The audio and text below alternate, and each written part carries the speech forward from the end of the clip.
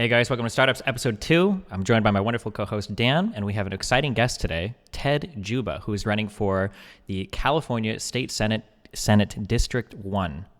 And we are going to be talking about his past history with business and then his current, I guess, kind of political positions in terms of how he feels about things now that he's running for a state senator position in California.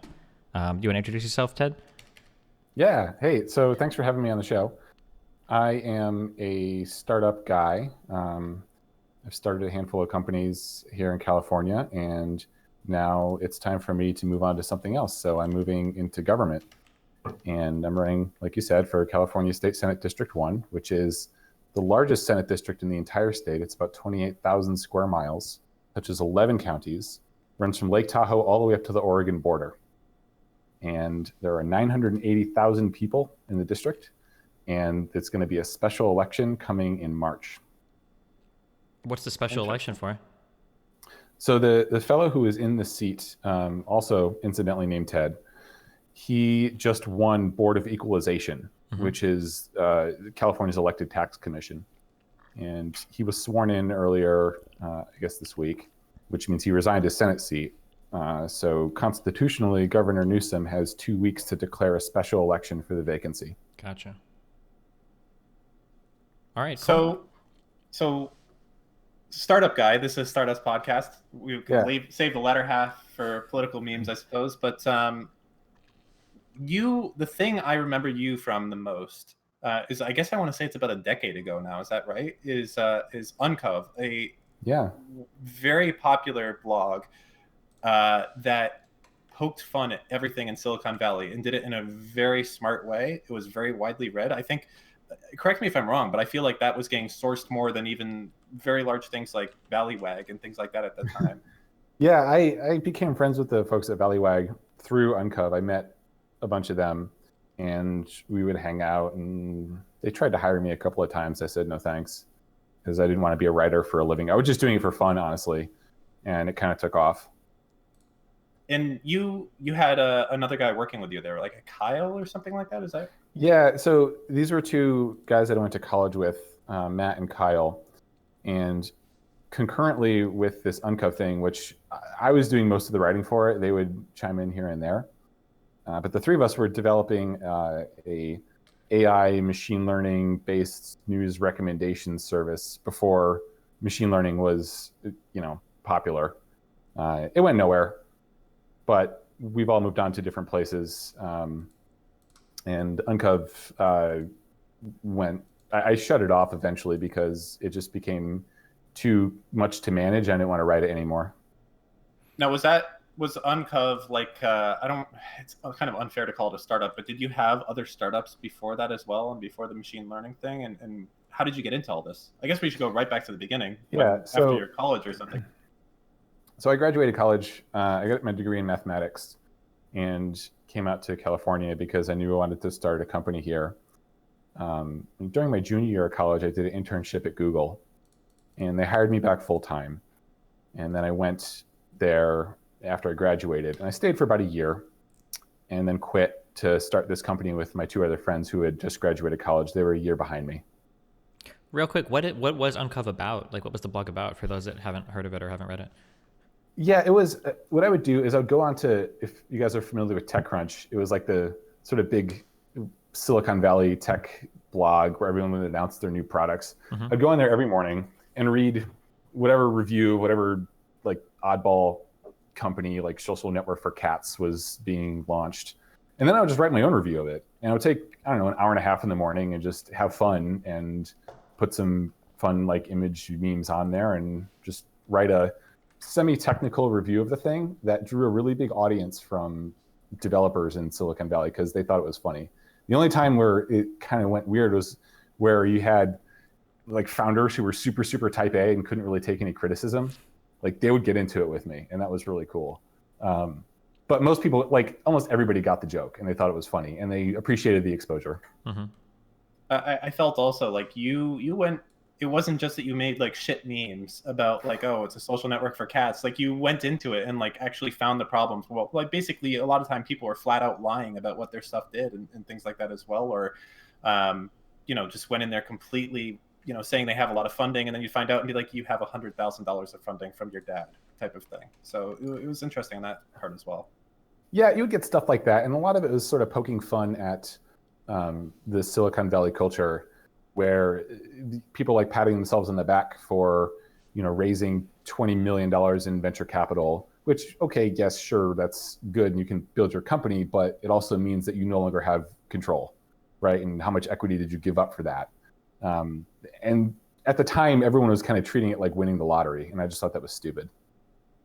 And I felt like back then, raising money a decade ago, very different than now. There was no like founder-friendly convertible note sheet. It was like, we're going to go ahead and take 30% of your company on your seed round type of thing and give you almost no money. So yeah, it was very interesting. Yeah, it was. I mean, back then it was certainly much harder to raise your seed financing. For our machine learning startup, we raised $30,000 in seed financing from a single angel investor, and it was three of us, and we lived ramen noodles, and we burned through that. We lived on that for like a year. It was awesome.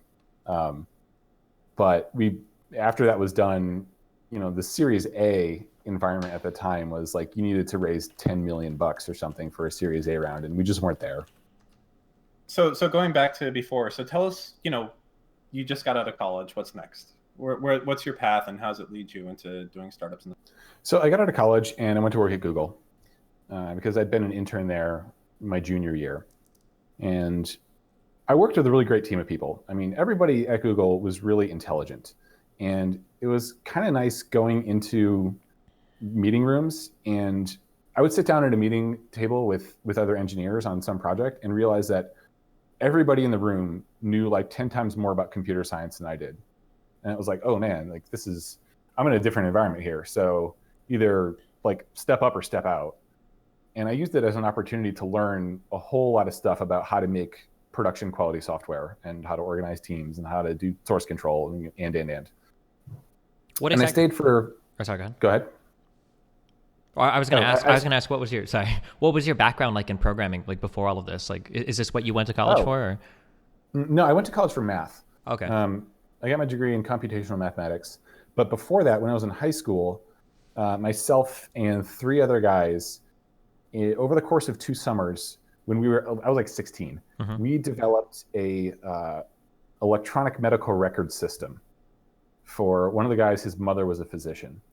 And it was just 4 of us in a basement making this system in PHP and MySQL. We had no idea what we were doing. Like, we were just so amateur programmers, but we made it work. Like, we made a thing that like sort of kept electronic medical records.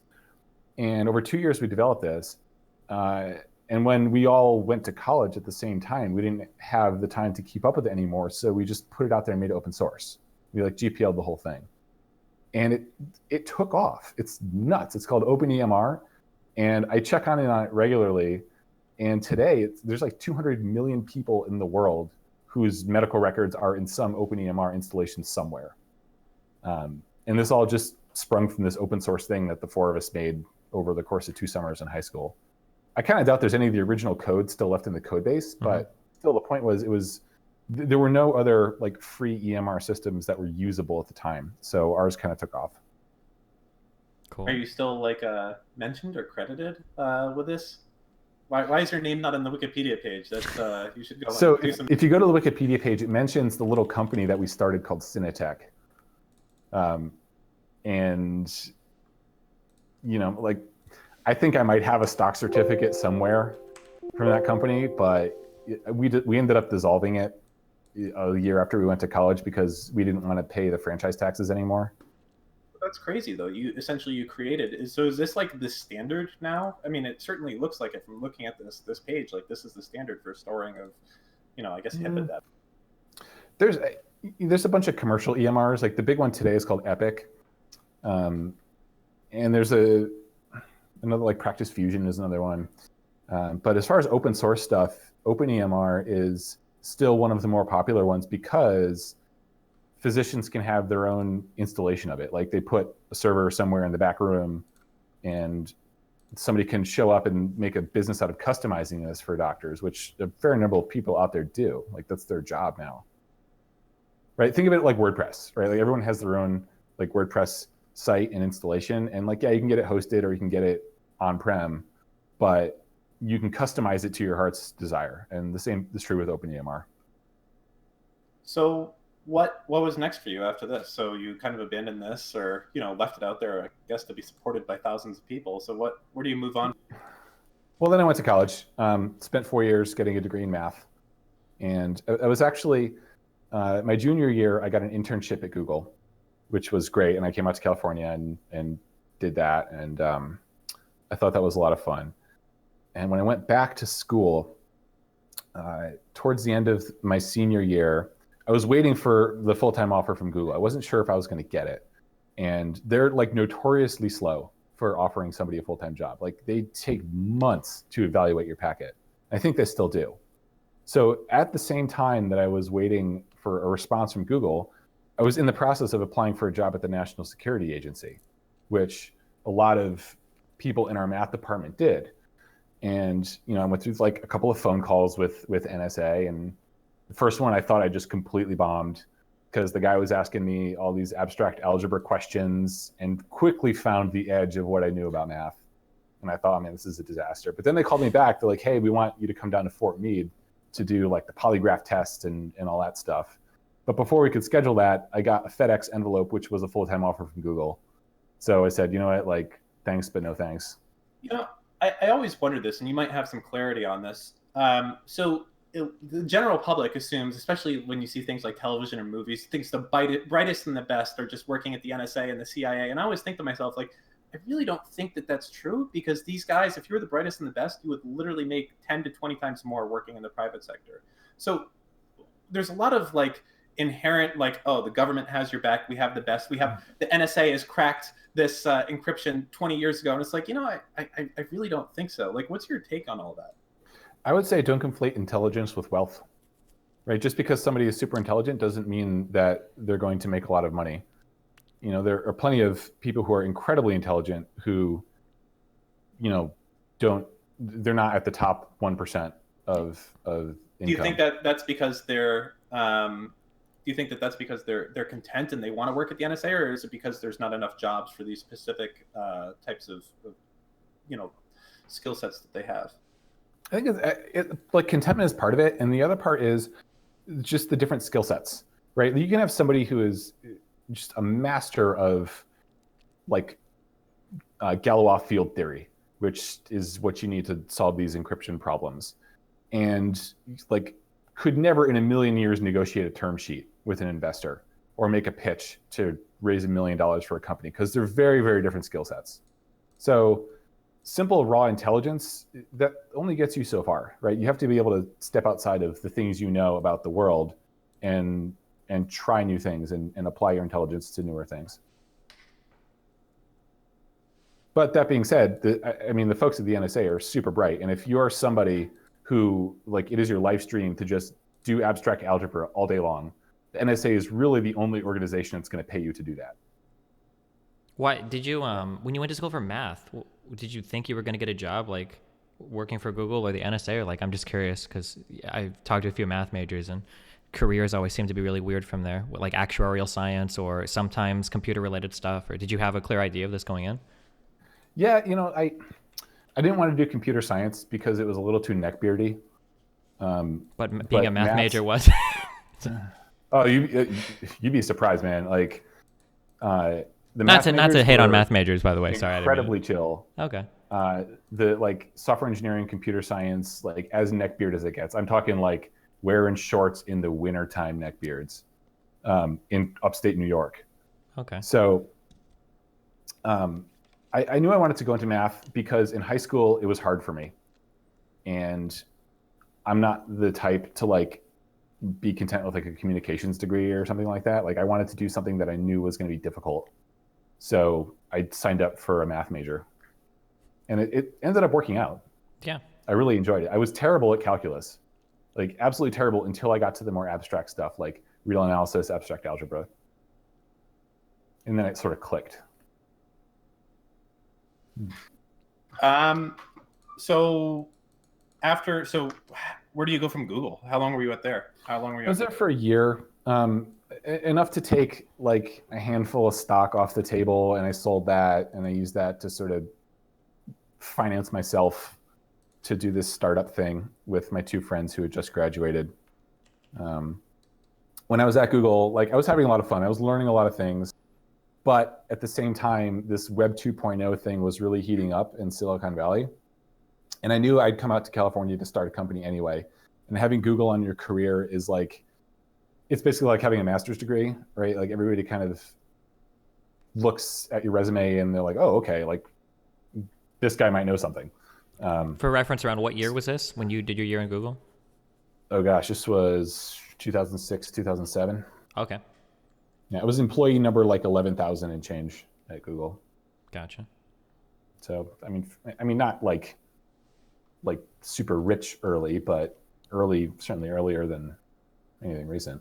Where's the rich cutoff as far as being an employee at Google, do you think?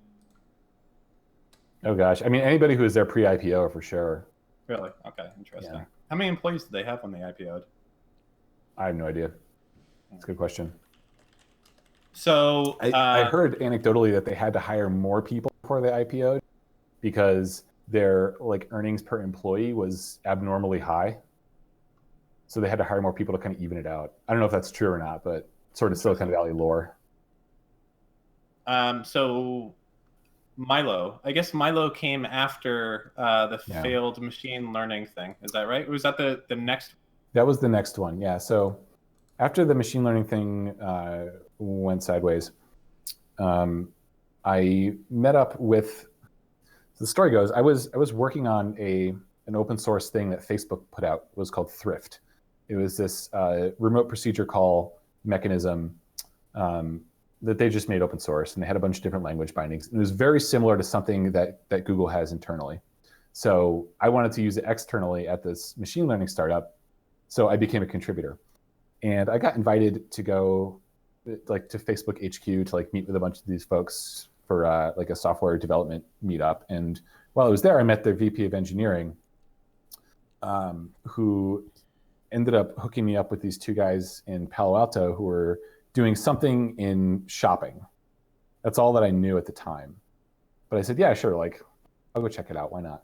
And the idea wasn't quite formed yet, but when I met these guys, like there was like a Facebook app where you could buy textbooks socially. But then they added this, we added this like inventory check thing where you could see the textbook, you know, if it was available at Barnes and Noble and what the price was. And people really liked that. So we ended up changing the entire company, Milo, to this inventory access online thing, which was really cool.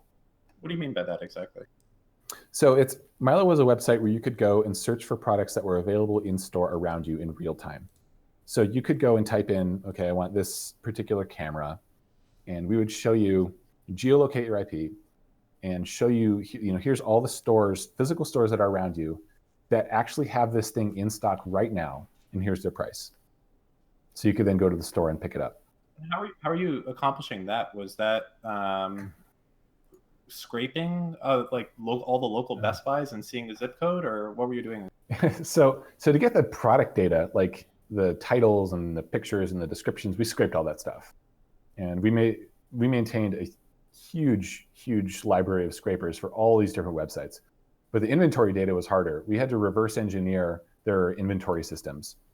A lot of these stores, they had this buy online, pick up in store functionality, where you could go on a product page and type in your zip code, and it would show you, okay, this product's available in these stores.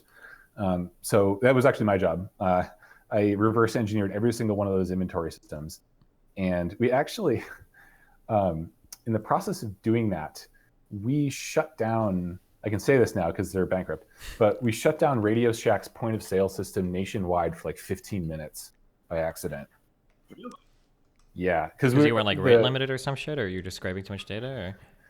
Yeah, so the call on the website would be in real time, which means you'd get like the spinner on the website until the results came back from the retailer.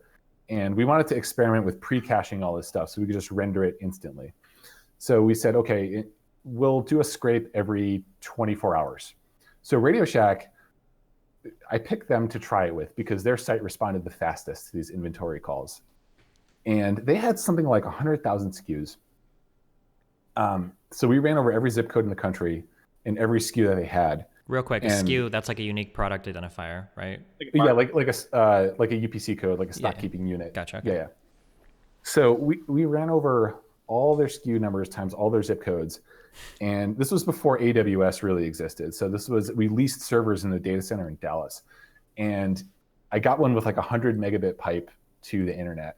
And I wrote this multi-threaded scraper, and I pushed go, and then we went to lunch. And while we're at lunch, our CEO, his phone rings, and it's our hosting provider. And they're like, hey, we had to shut down one of your servers because we got a remote abuse complaint. Like, oh no. Okay, so we go back, we get out of lunch, go back to the apartment, and find out that Radio Shack had called. What happened was they didn't have like any kind of load balancer between their web front end and their inventory database, like their live inventory database. No replication, nothing to handle web load. They just sent it right to the live inventory database. And we overflowed the entire thing and shut the inventory database out, which meant that none of the point of sale systems in the country could like write any data to it or read any data from it. Oh, so that means that then just for people listening to catch up, so that means that for 15 minutes, even people in stores trying to make sales using point of sales as like their cash registers and everything weren't able to like process any transactions basically? Yeah, the whole store nationwide, and Radio Shack has thousands of locations. Oh, shit. So how much money did you cost them during that time I frame? have no idea. We started off with a very angry phone call from somebody in information security who thought that we were like hackers trying to shut them down. And I did not do this. I have to give the credit to our CEO here. This guy has a silver tongue like nothing you've ever seen before, because he talked down the information security guy from like wanting to murder all of us and got somebody in product development on the phone who was going to give us a feed of the data instead of going to scrape it. So you got very lucky there then, I guess. We did, but honestly, we had good intentions, right? Like we said, hey, we're not trying to do this to enrich ourselves. The goal of our website is to help you sell more stuff. Mm-hmm. So, they're kind of sympathetic to that once they realize that we're not hackers trying to shut them down. I'm kind of curious, just because it seems like the idea of trying to reverse engineer this and then make your own databases must have been a nightmare. Did you ever think to just go to companies initially and be like, hey, we're trying to do this thing. Is there a way that we can get like a easier access to like a database of SKUs and products and everything? Or did you think that was unrealistic? We thought about it. Uh-huh. I mean, we thought about doing that. That's, as an engineer, that's what I would have wanted to do. But we were a 3-person startup. I mean, they would have told us to get lost. Okay, They're not going to bother with the IT work to make that integration. So it's a little bit better to ask for forgiveness than permission. Shut down their stores for 15 minutes.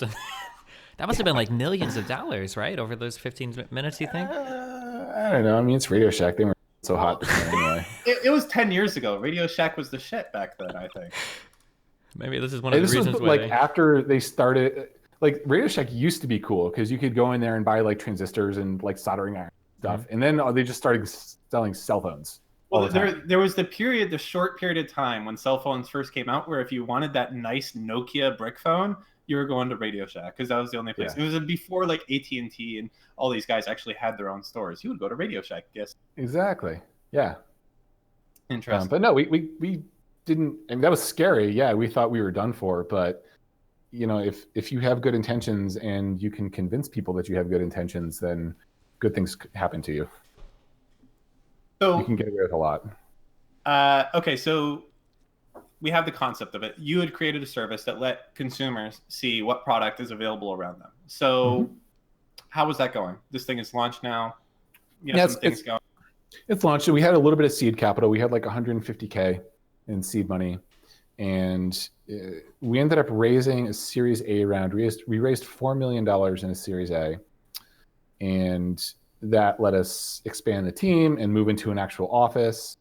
And we ran the company for about 2 years before we were acquired by eBay. And we were in the process of negotiating another round of financing while we were negotiating the acquisition with eBay. So because it use these things to kind of like not play them off each other, but you want to maintain as much optionality for yourself as you can.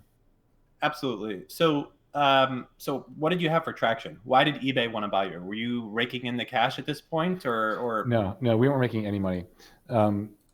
we had a technology that they wanted. eBay, they wanted to move into local because they saw local commerce as an opportunity. And it's true. I mean, years later, I ended up going to one of our retailers on a different job, and I saw their internal data for their growth of this like online to offline conversion channel. And I'm like, man, we sold too soon. Like it grew faster than we projected it to be. And we were being optimistic because we were, selling the company. How many employees did you have, like, as you were nearing that sell date to eBay? We had 28. Oh, wow. 28. And then what would you say was like, how many uniques, like, users did you have using your service at the time? Oh God. I mean, maybe 10,000, maybe. But eBay had approached us earlier that year and said, hey, we'd like to do an integration with you guys for the holidays. So we'll give you some like products from our website that we want to feature. And we like to surface this availability data on ebay.com. So we're like, okay, cool. Not really knowing that was them feeling us out for an acquisition to see if our tech was legit. But we put a lot of effort on that, and we made the integration work, and they were really happy with it. And then the conversation kind of evolved, like, hey, this technology is really interesting. Would you guys be interested in joining eBay? Did you guys have, like, when you say you weren't making money, do you mean just like you weren't profitable, or did you literally have no monetization scheme at all? Like, did you have any plans to make money at all, or? So we were kicking around the idea of affiliate marketing. So for all the products that we surfaced on our site, we could send somebody to the retailer site where they could do a buy online, pick up in store, and we could make affiliate bucks on that. But we ended up not doing that because we didn't want to have revenue numbers that were too low as we were going into raising a Series B. It's completely so stupid. Oh no, it makes so much sense. This is stupidest stuff that you have to do when you're in startups, right? Like, this is why people don't put. You wrote about this on Uncover. The reason that people don't put Google ads on their site is why? Because they're scared they won't make enough money. It's because once you have revenue numbers, then the investors you're courting, they are just going to try and understand some multiple of that, instead of it being like, hey, we have this technology, we're not entirely sure what we're going to do with this, but we know it's interesting, right? Versus this is a spreadsheet business and we're making money. So what were you're selling the dream, right? What was the next step? So let's assume that the eBay thing didn't fall through. Why were the investors so on board to put more money? I assume if you previously raised $4 million, that must have been probably a $10 million Series B or something like that. Yep, why were they trying to put money into this business that has 10,000 users and everything else? What was the vision you're able to sell to them, saying, like, this is going to be huge? Or are you just saying, listen, eBay loves us, and other people are going to love us too? Because that's a hard sell if you don't. It sucks waking up every day not having a lot of traction on this thing. I know that feeling. So, like, it does. So what were you thinking in your mind? Like, you have 28 people working on this thing making zero money, and you're like, what the fuck are we doing? Well, the funding environment at the time was still kind of frothy. So we knew the capital was out there if we wanted it. And our Series A investors, they said that they would be in for a Series B, which, I mean, you kind of need that show of faith, or else, other investors are going to be like, well, why don't they want it for their pro rata at the next round? Like, that's a little weird. So they told us they were on board. And that was an excellent backstop. But we could show pretty definitively that this market we were in was something that was new and was growing really fast.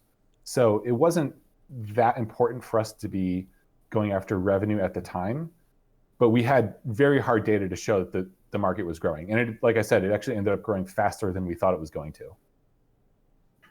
Do you actually regret selling? Like, you say this now. Do you think if you had told eBay to shove off and you kept going with it, do you think that you would have made a larger company, had a larger exit? Like, were you truly the pioneer? And let me take a step back. Was your service targeted at consumers or at other businesses? So you provide someone to know if a product is available in a specific store. So are you tracking end users like me who are shopping, or are you looking for, like, businesses somehow? End users. I mean, our growth metric was in actual, like, shoppers, people who wanted to do some kind of transaction. So you felt like if you kept going, that number was about to blow up or something? Like that all of a sudden, your website, this, homepage was going to be massive and people are going to start using you as a shopping portal? So we knew for a fact at the time that if you take the percentage of folks who browse online for a product, like research it online and then go to the store to buy it, or research something online and then do the buy online pickup in store, we knew that market segment was growing faster than e-commerce itself. So we knew that there was absolutely a market there to capitalize on, and nobody was aggregating all of this stuff in one spot. We were the only folks that were doing that. But I mean, eBay comes along and they say, hey, we really like your technology, and we would just want to take the scale of eBay as a shopping site and point it at this technology. And it wasn't like a talent acquisition. It wasn't like, hey, we want to buy this tech defensively. As founders, they came to us with a fantastic story. They said, look, we really think that applying the scale of eBay to this technology is going to take this even further. And that's absolutely true. So from a perspective of wanting to see this idea come to fruition, the eBay acquisition was the best option. So you don't regret anything of what you did? No, I don't regret it. It's good to know that we were on the right track. But I mean, obviously hindsight is 20/20. Yeah, I was going to say, like, you hear so many horror stories, especially like stuff related to Yahoo and whatnot, of people that like waited too long to sell and then end up like tanking in value or make horrible decisions. Like, yeah, I could definitely see at the time like being scared of like waiting a little bit too long, and then either a competitor comes up or the landscape dramatically shifts to like online only and not the pickup stuff. Like, yeah, there's a lot of ways that could have went wrong. So, yeah, I mean, the entire exercise of being an entrepreneur is that you don't know what you, right? Wait, you got cut off of that. You don't know what you what? You don't know what you don't know. Oh, yeah. Right. And your job is to decrease uncertainty as much as you can. And raising money certainly helps, but being acquired by a big company that wants to put, a 15,000 person organization behind you, that de-risks a whole lot of stuff to see the product come to fruition. Mm-hmm. So so eBay buys you. Mm-hmm.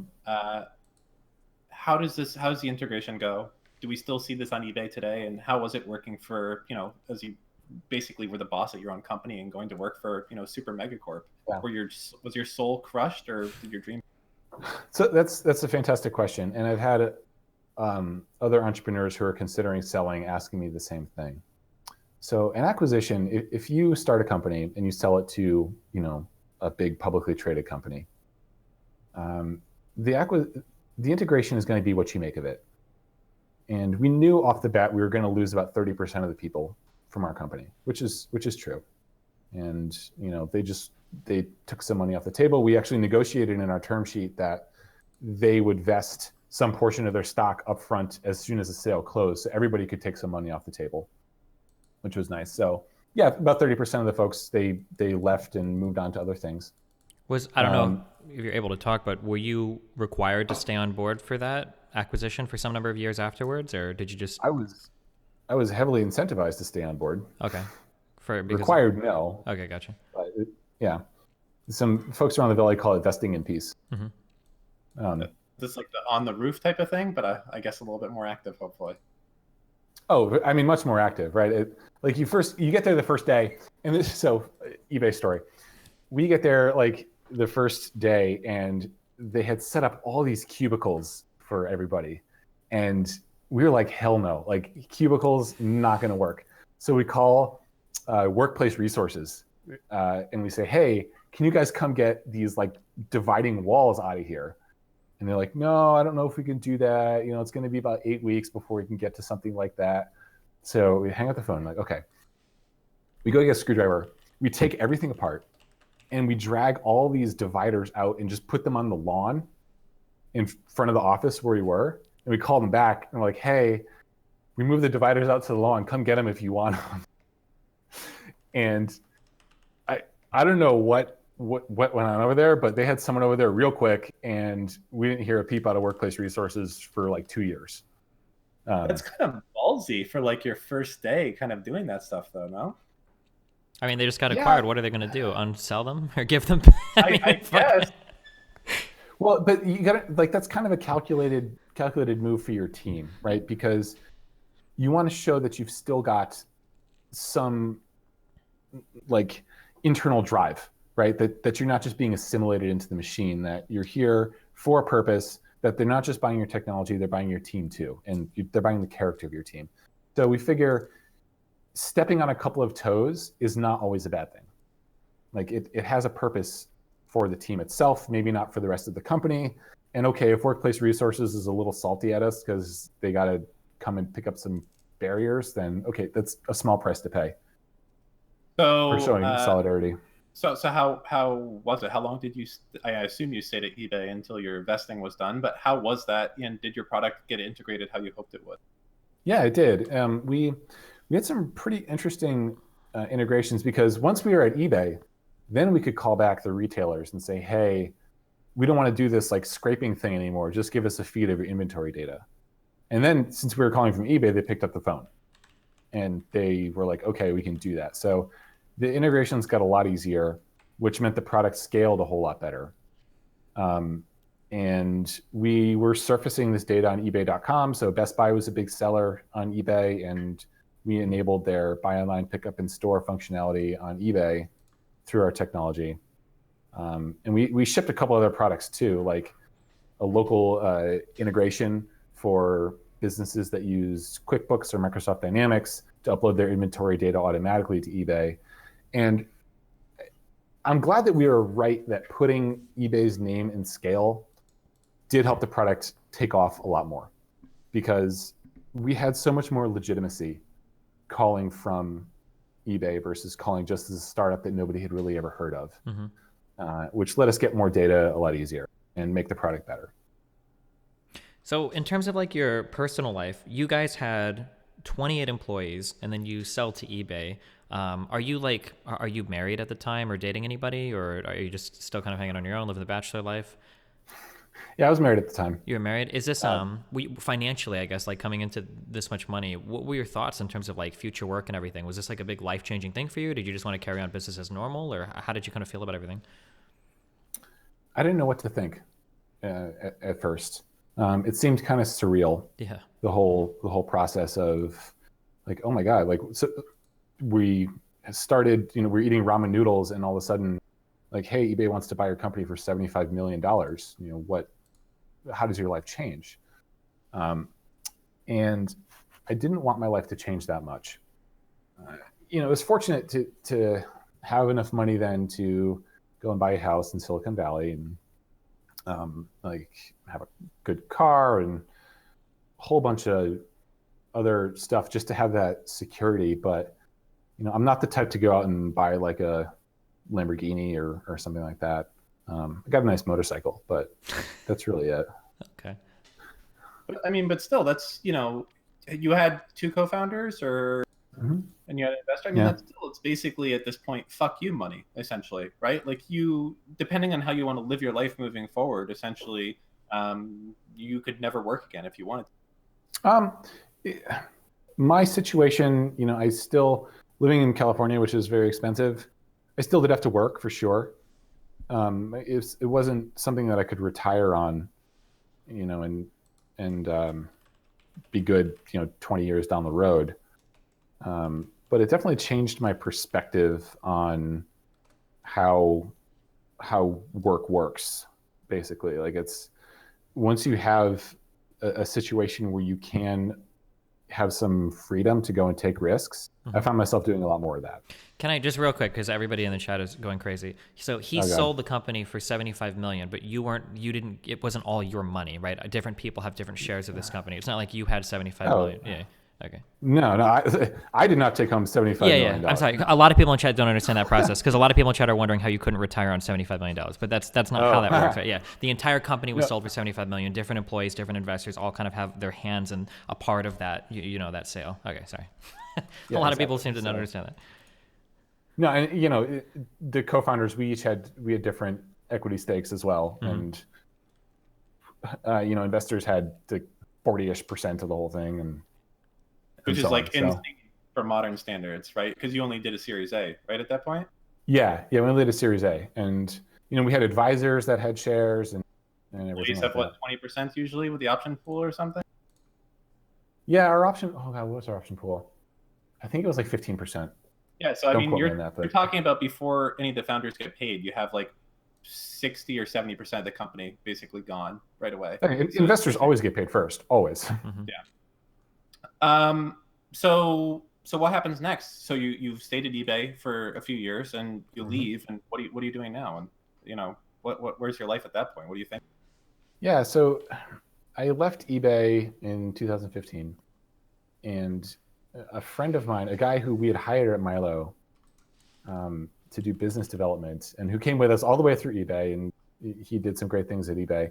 He was starting a company in the fashion space, which was pretty cool. It was called Oak Labs, and the product was this 6-foot tall mirror, like an actual mirror, that had a 4K display behind the glass and an RFID reader and a Linux machine to power the whole thing.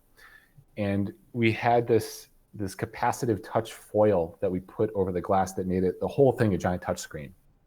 So you would bring a garment into the fitting room where this mirror was.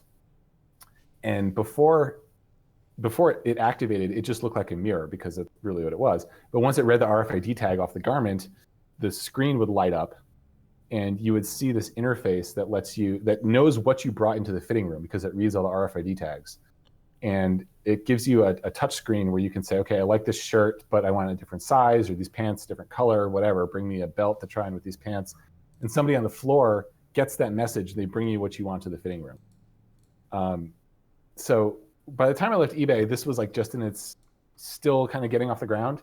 And I came on as the VP of engineering to run. You cut out there. VP of engineering to run the software team. Okay. This whole thing. And Oak ended up selling about a year ago to another company in Arizona.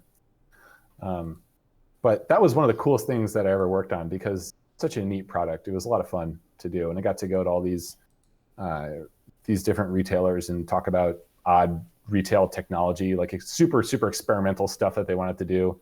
Remember, I took one trip to Minneapolis to go to Target's HQ, and I think I'm still sworn to secrecy about all the stuff that I saw, but there's some cool stuff in retail tech that you can do with RFID.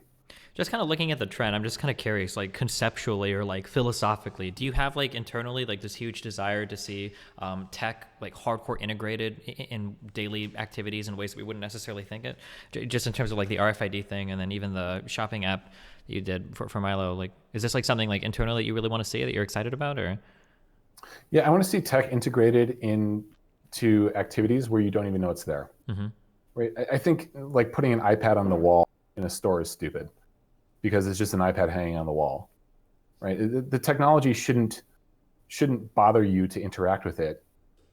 It should present itself to you when you need it conveniently.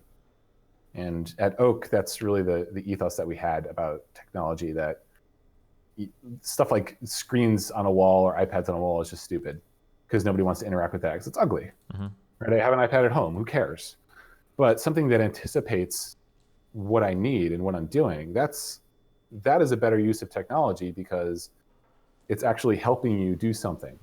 It's not demanding that you interact with it. Kind of in that same vein, what's like just like of random stuff, whether it's with cars or stores or phones, what's something that you're like really excited about today? Like some tech product that you see that like the integration is really cool or you hadn't necessarily thought of it. Like what's like your thing today that you look at? That's a good question. So, I do a lot of stuff related to advertising for this political campaign, and I think that's a topic we're going to get to later.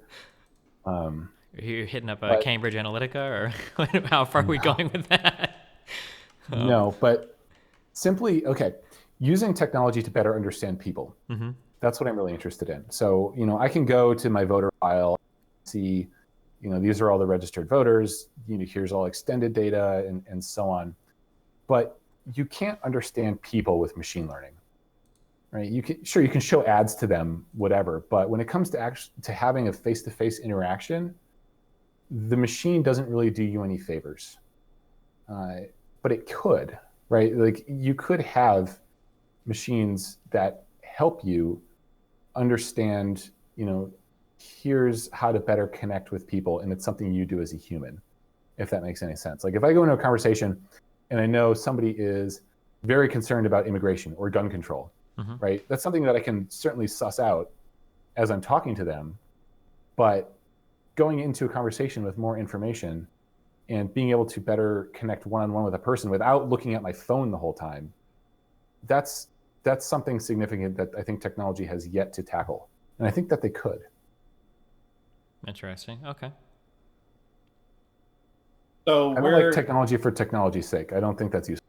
Yeah, for sure. Okay, so what happened with the Oak thing? Where is that at?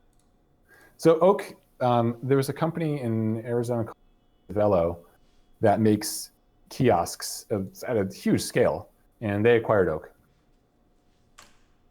And this was around the time when I wanted to get involved in something else.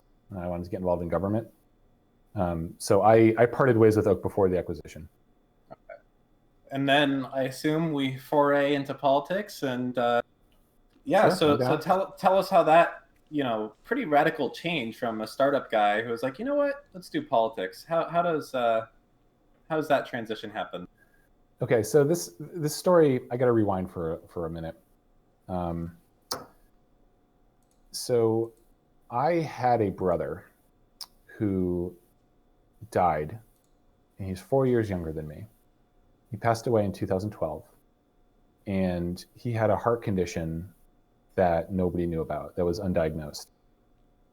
And when that happened, that turned my whole world upside down. At the time, I worked at eBay, right? I was making good money, and everything was great. But when something like that happens to you, it changes how you think about yourself and about the world. And I really struggled to find what made me happy in the wake of that. And the thing that I found that pulled me back from the abyss, right, was doing things in the service of other people. So I was fortunate enough to be making a good amount of money, and I started giving money to causes that I cared about and volunteering for things that I cared about. And that's what gave me satisfaction out of life. A lot of people, when they face a personal tragedy like that, turn to drugs or alcohol or whatever.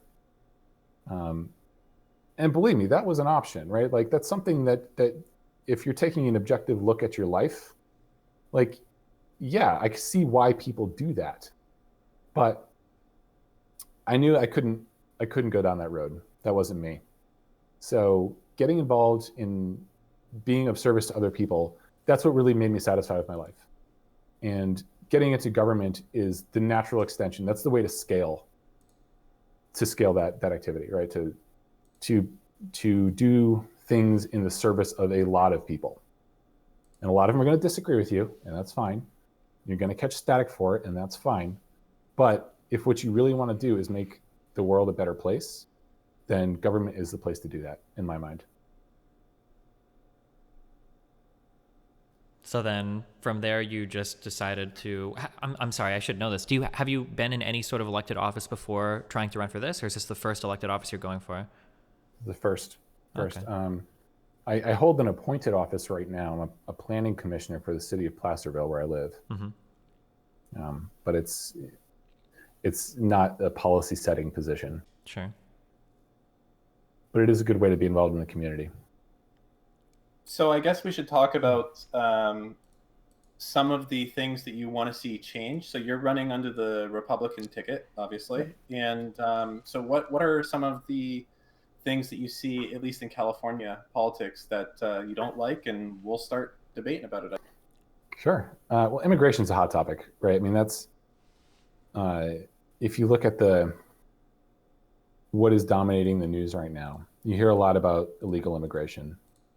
And especially here in California, like, yes, it's true that we've had police officers and people killed by illegal immigrants who should not have been there in the first place, right? These are folks who had already been arrested on some crime, but because California is a sanctuary state, they were not turned over to immigration services. They're released back onto the street, and then they go on to do harm to somebody else. And I just can't fathom any justification for that. What do you think, Steve? I mean, I guess what is your, I mean, I agree. Obviously, people killing people is bad. I don't know if illegal immigrants killing people is necessarily worse than normal people killing people, or documented immigrants or citizens or whatever. I guess, like, what is your main, there are so many different things to talk about. We've got DACA, we've got the wall, we've got.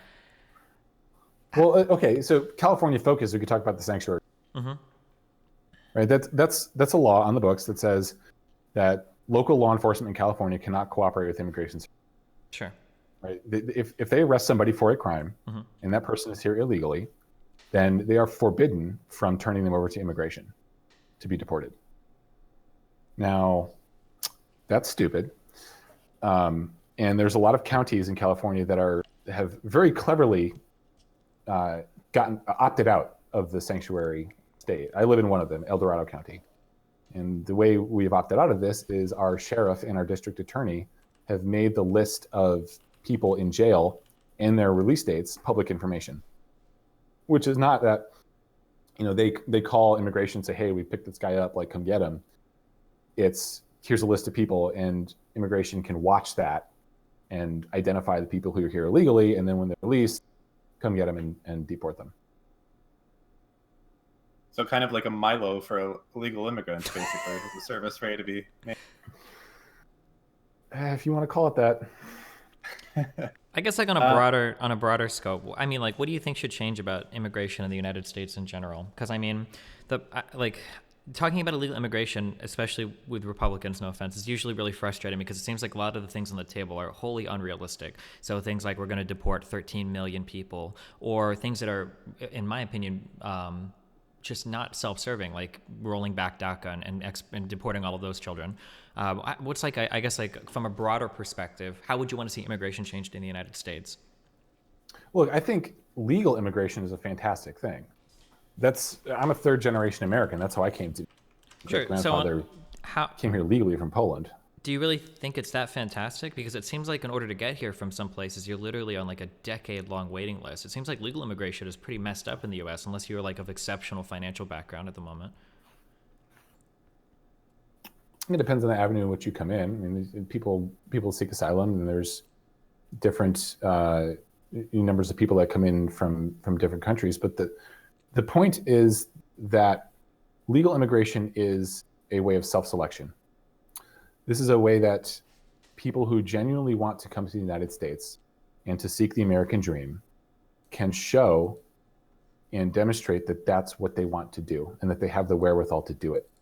Because it's, yes, okay, if you are of means, it's certainly easier for you to do a lot of things in the world. But folks who come here legally and who go through the proper channels, they're showing that they have a respect for the rule of law. And you can't integrate yourself into American society if you don't come here with respect for the rule of law. I think everything that this country has built and all the opportunity that the people have here is based on having a very solid respect for the rule of law. If you go to a country where there's not a mature legal system, where everything is based on bribes, it's very hard to get ahead in that world. Versus America, if we believe in equality of opportunity, then we have to have respect for the rule of law to believe in equality of opportunity. It's not going to work otherwise. I mean, we say respect for rule of law, but hasn't a lot of American history literally been built on I don't want to say total disregard for law, but I mean, like, literally our entire revolution, was in part instigated by our refusal to pay taxes because we didn't feel we were being adequately represented. Or look at what today, we talk about sanctuary cities that kind of buck the federal government's, ICE and whatnot. I mean, a lot of states are doing this in regards to marijuana, right? Where technically every marijuana dispensary that exists is doing so in a federally legal fashion. These could be raided at any point in time. I mean, it feels like a healthy amount of civil disobedience or disregard for the law kind of forms future American opinion as well, no? Those are decisions that are rooted in democracy. I'm talking about decisions that are made by the individual. Well, wait, how is like having a dispensary that sells marijuana, how is that rooted in democracy? Well, it's because that was passed by California's proposition system, right? If before recreational marijuana was legal in California, if you opened up a weed store, you'd get shut down, right? You can't just make that decision unilaterally. Well, but couldn't we argue the same about sanctuary cities? Like we elect representatives that enact sanctuary city policies much the same as states allow dispensaries to exist as well, no? And we elect representatives that opt out of sanctuary state. Okay. Yeah, I mean, I understand. It seems like things like marijuana would fall under the same type of, if we want to talk about like respect for rule of law, or if we want to talk about respecting the process or American values, it seems like the dispensaries would exist under the same notion as sanctuary cities did, where some people do feel like this is something that is, I guess, worth voting for people and worth kind of defending the idea of a sanctuary city versus the marijuana stuff. Well, all of those things were voted into law by the people, right? Like, or their elected representatives. If somebody outside of the United States chooses to come in here and like commit a crime by coming here illegally, that is not something that any portion of the people of the United States said was okay, right? That was not a decision that was up to any sort of democratically elected body. It was a decision made unilaterally by an individual.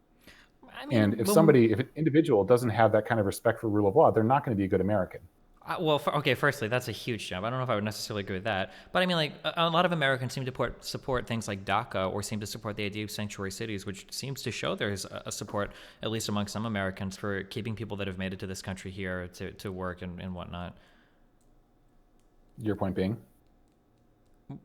Well, I mean, my point is that I don't know. It seems like the idea that an illegal immigrant came here unilaterally, we're not talking about the fact that an illegal immigrant came here, but the fact that there are Americans that seem to support this idea that people that come here contribute to the economy, contribute to the country, can be just as much a contributing American as anybody that just happened to be born on American soil and therefore has citizenship. Again, is there a question? I mean, it's...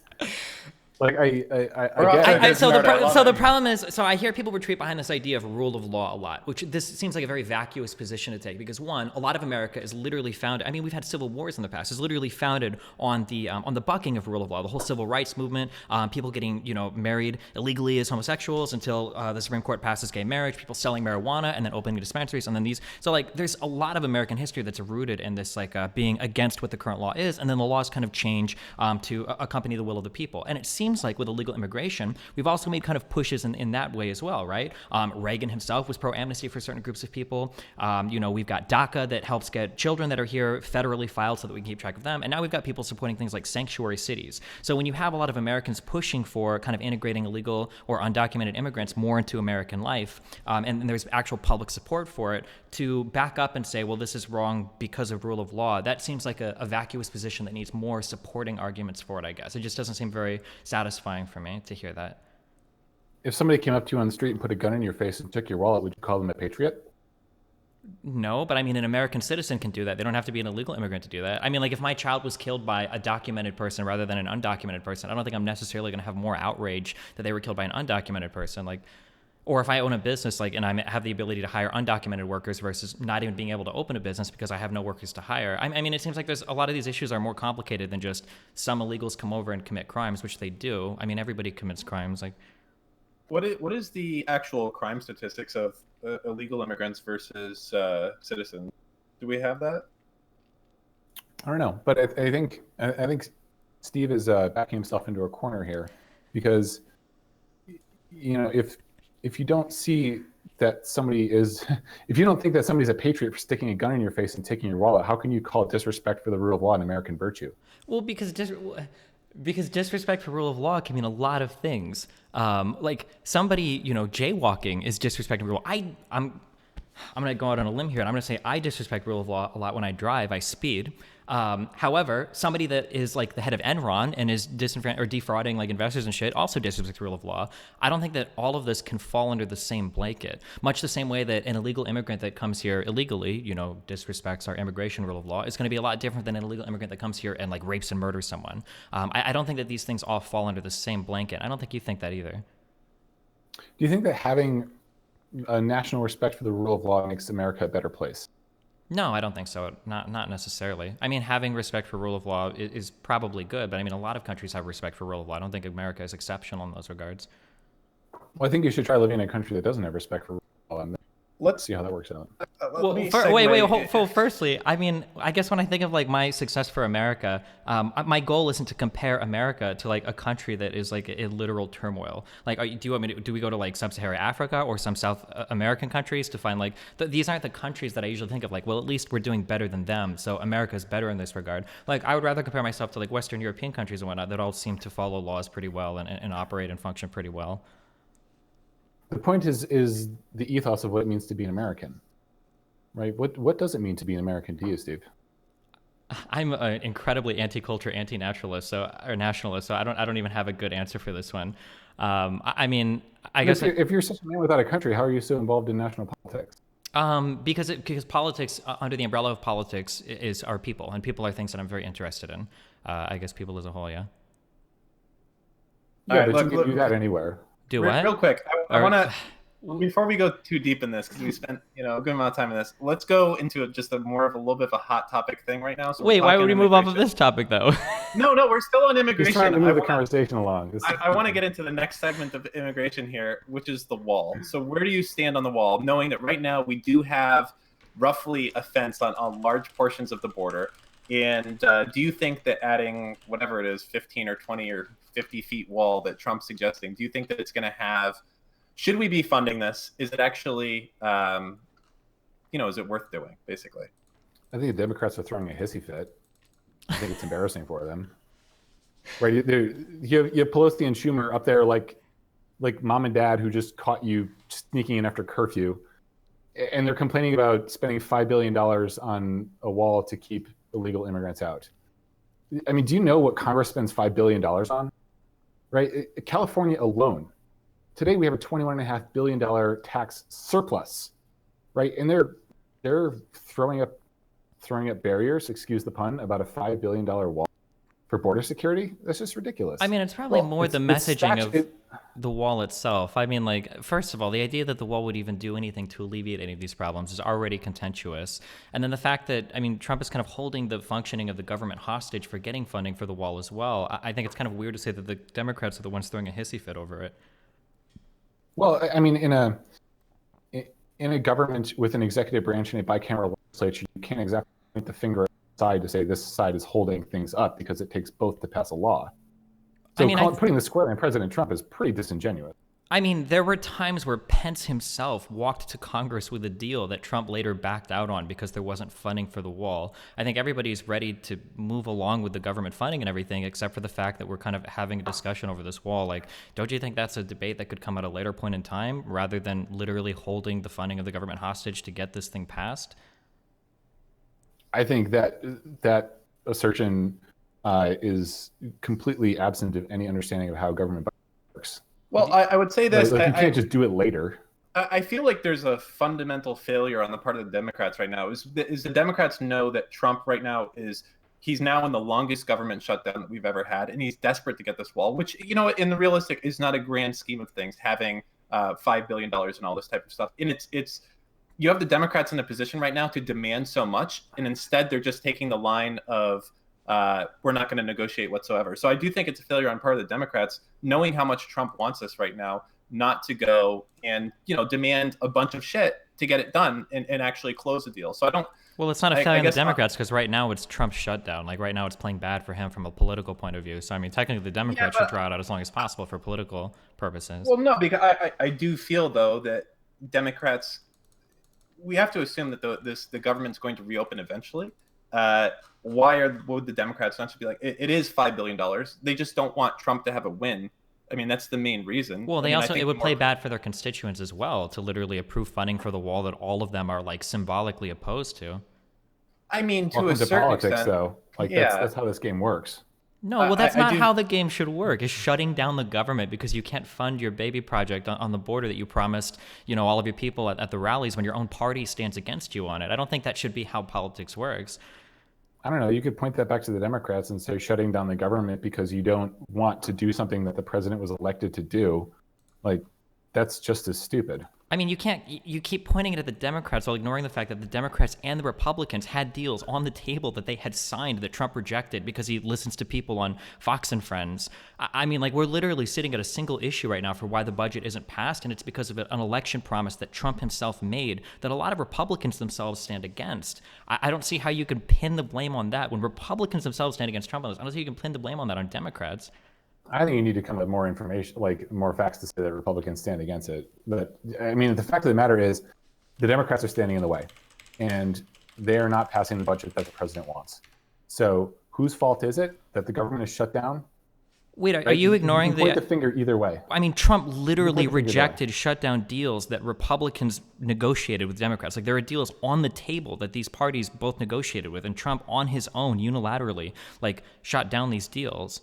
I don't understand how that is, like, blamed on the Democrats. Not to mention, and we're completely ignoring the whole Mexico would pay for it thing as well, which I know we all want to forget at this point. But look, the Democrats, they need to pass a budget, right? And that takes an act of Congress and takes the president to sign the bill.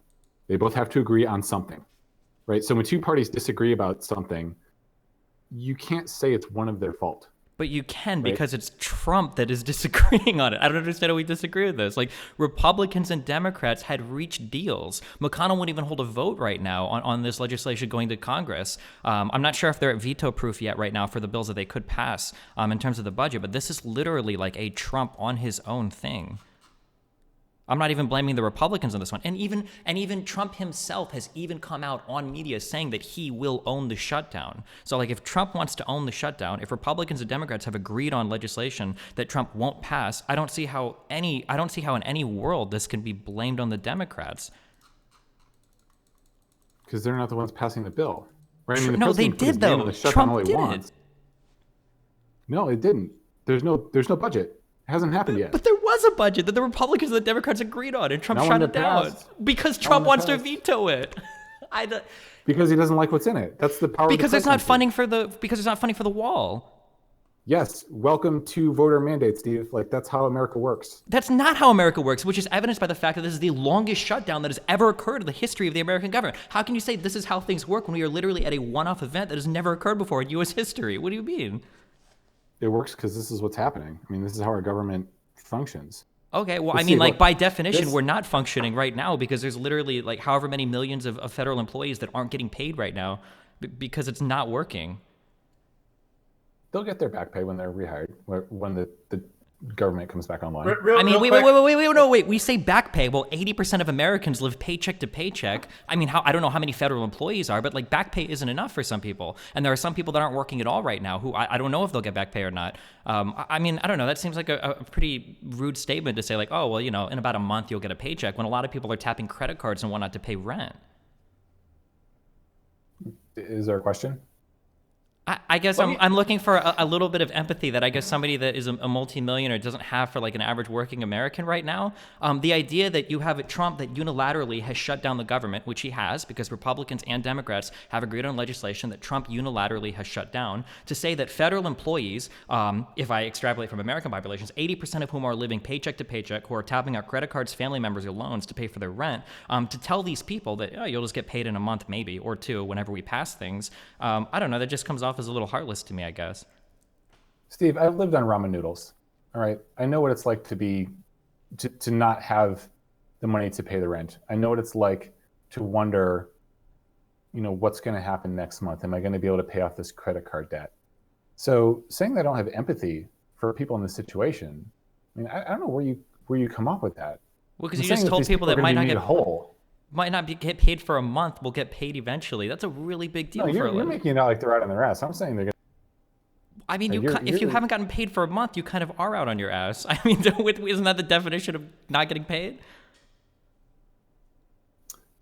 Saying that you know, I don't care about folks like this. That's one of those, like, liberal sleights of hand, right? That's conflating facts with emotions. Well, Pat, let me ask you this: do you think that for the employees that have been mandated as, you know, I think they call it important or required, do you think that it's okay that those guys have to be forced to continue working without pay? Forced to? There's a certain subset of employees right now. So they've like 75% will be furloughed, and then 25% were deemed essential, right? So, and those ones that are deemed essential must continue to work. I know that there's a lawsuit right now where they are, there's a union representing these people saying it's slavery. What's your view on that designation of the remaining 25% being forced to work without pay? Working without pay and working with deferred pay are very different things. I've worked on deferred payment before because I've been part of a company that, when things are difficult and you don't know how you're going to make payroll, you as the person in charge, you defer your own pay, right? And okay, fine, I'll work without pay because it's something that I care about. There's a huge difference between being the owner of a company that's trying to make payroll versus being like a federal employee that can barely make rent, though, right? Like one of these positions you elect to be in and the other one is a lot more desperate. You have a lot less options in the latter. And, and federally furloughed employees like aren't going to be getting back pay at all because they're not even working. Well, is it? Okay. When you take a job with the government, why do you do what you do? I'm sure it depends greatly based on the type of job you have. I mean, I'm sure some people really love the work. Some people probably thought that's what they were best qualified for. I don't know. It depends on the person. So how can you presume to know what they feel about their situation? I think that drawing from common human experience, I can assume that somebody that doesn't know where their paycheck is coming for next week or in the next few weeks and doesn't have the money to survive without that paycheck is probably going to be very unhappy. I think that's like a fair assumption I can make. Being unhappy is one thing. Being fulfilled is another. Right. I mean, I've worked in jobs where I haven't made a lot of money and I've had to defer my own payroll. And no, I'm not happy about that, but I know I'm doing something that's worthwhile. Do you think it's possible for a lot of people to pursue fulfillment for themselves or their family if they literally can't pay their rent? I've been in that situation and I've been pursuing fulfillment. Okay, so you didn't answer my question. Do you think that the average person that can't make ends meet, that might not know if they're going to be able to feed their kids or pay for their apartment or pay for their house, do you think that these types of people can chase fulfillment when they're unsure of where or if their next paycheck is coming to them? I don't know everybody gets something different out of life. Well, if let's say we had to take a guess. And let's say that we knew that there was a person that had a family that they were responsible for and they weren't going to get paid and they don't have money to get paid and they're furloughed, so they're not even going to get back paid, or they don't know when they're going to get paid next. Do you think that it's possible that these types of people are probably going to have a really hard time chasing fulfillment? I think I expected something better than an arbitrary straw man. It's not.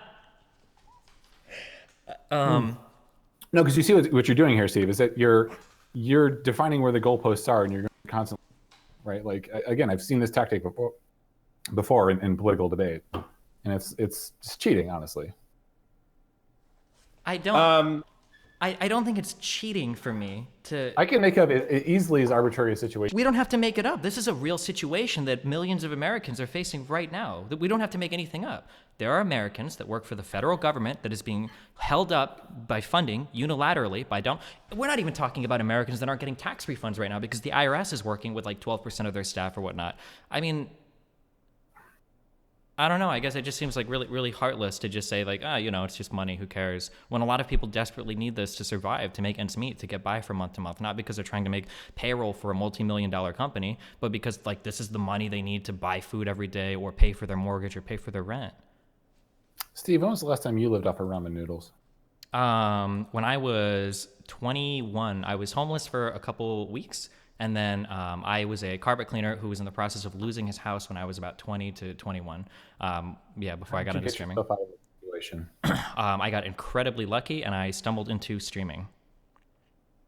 Okay, did you blame anybody for your situation? No.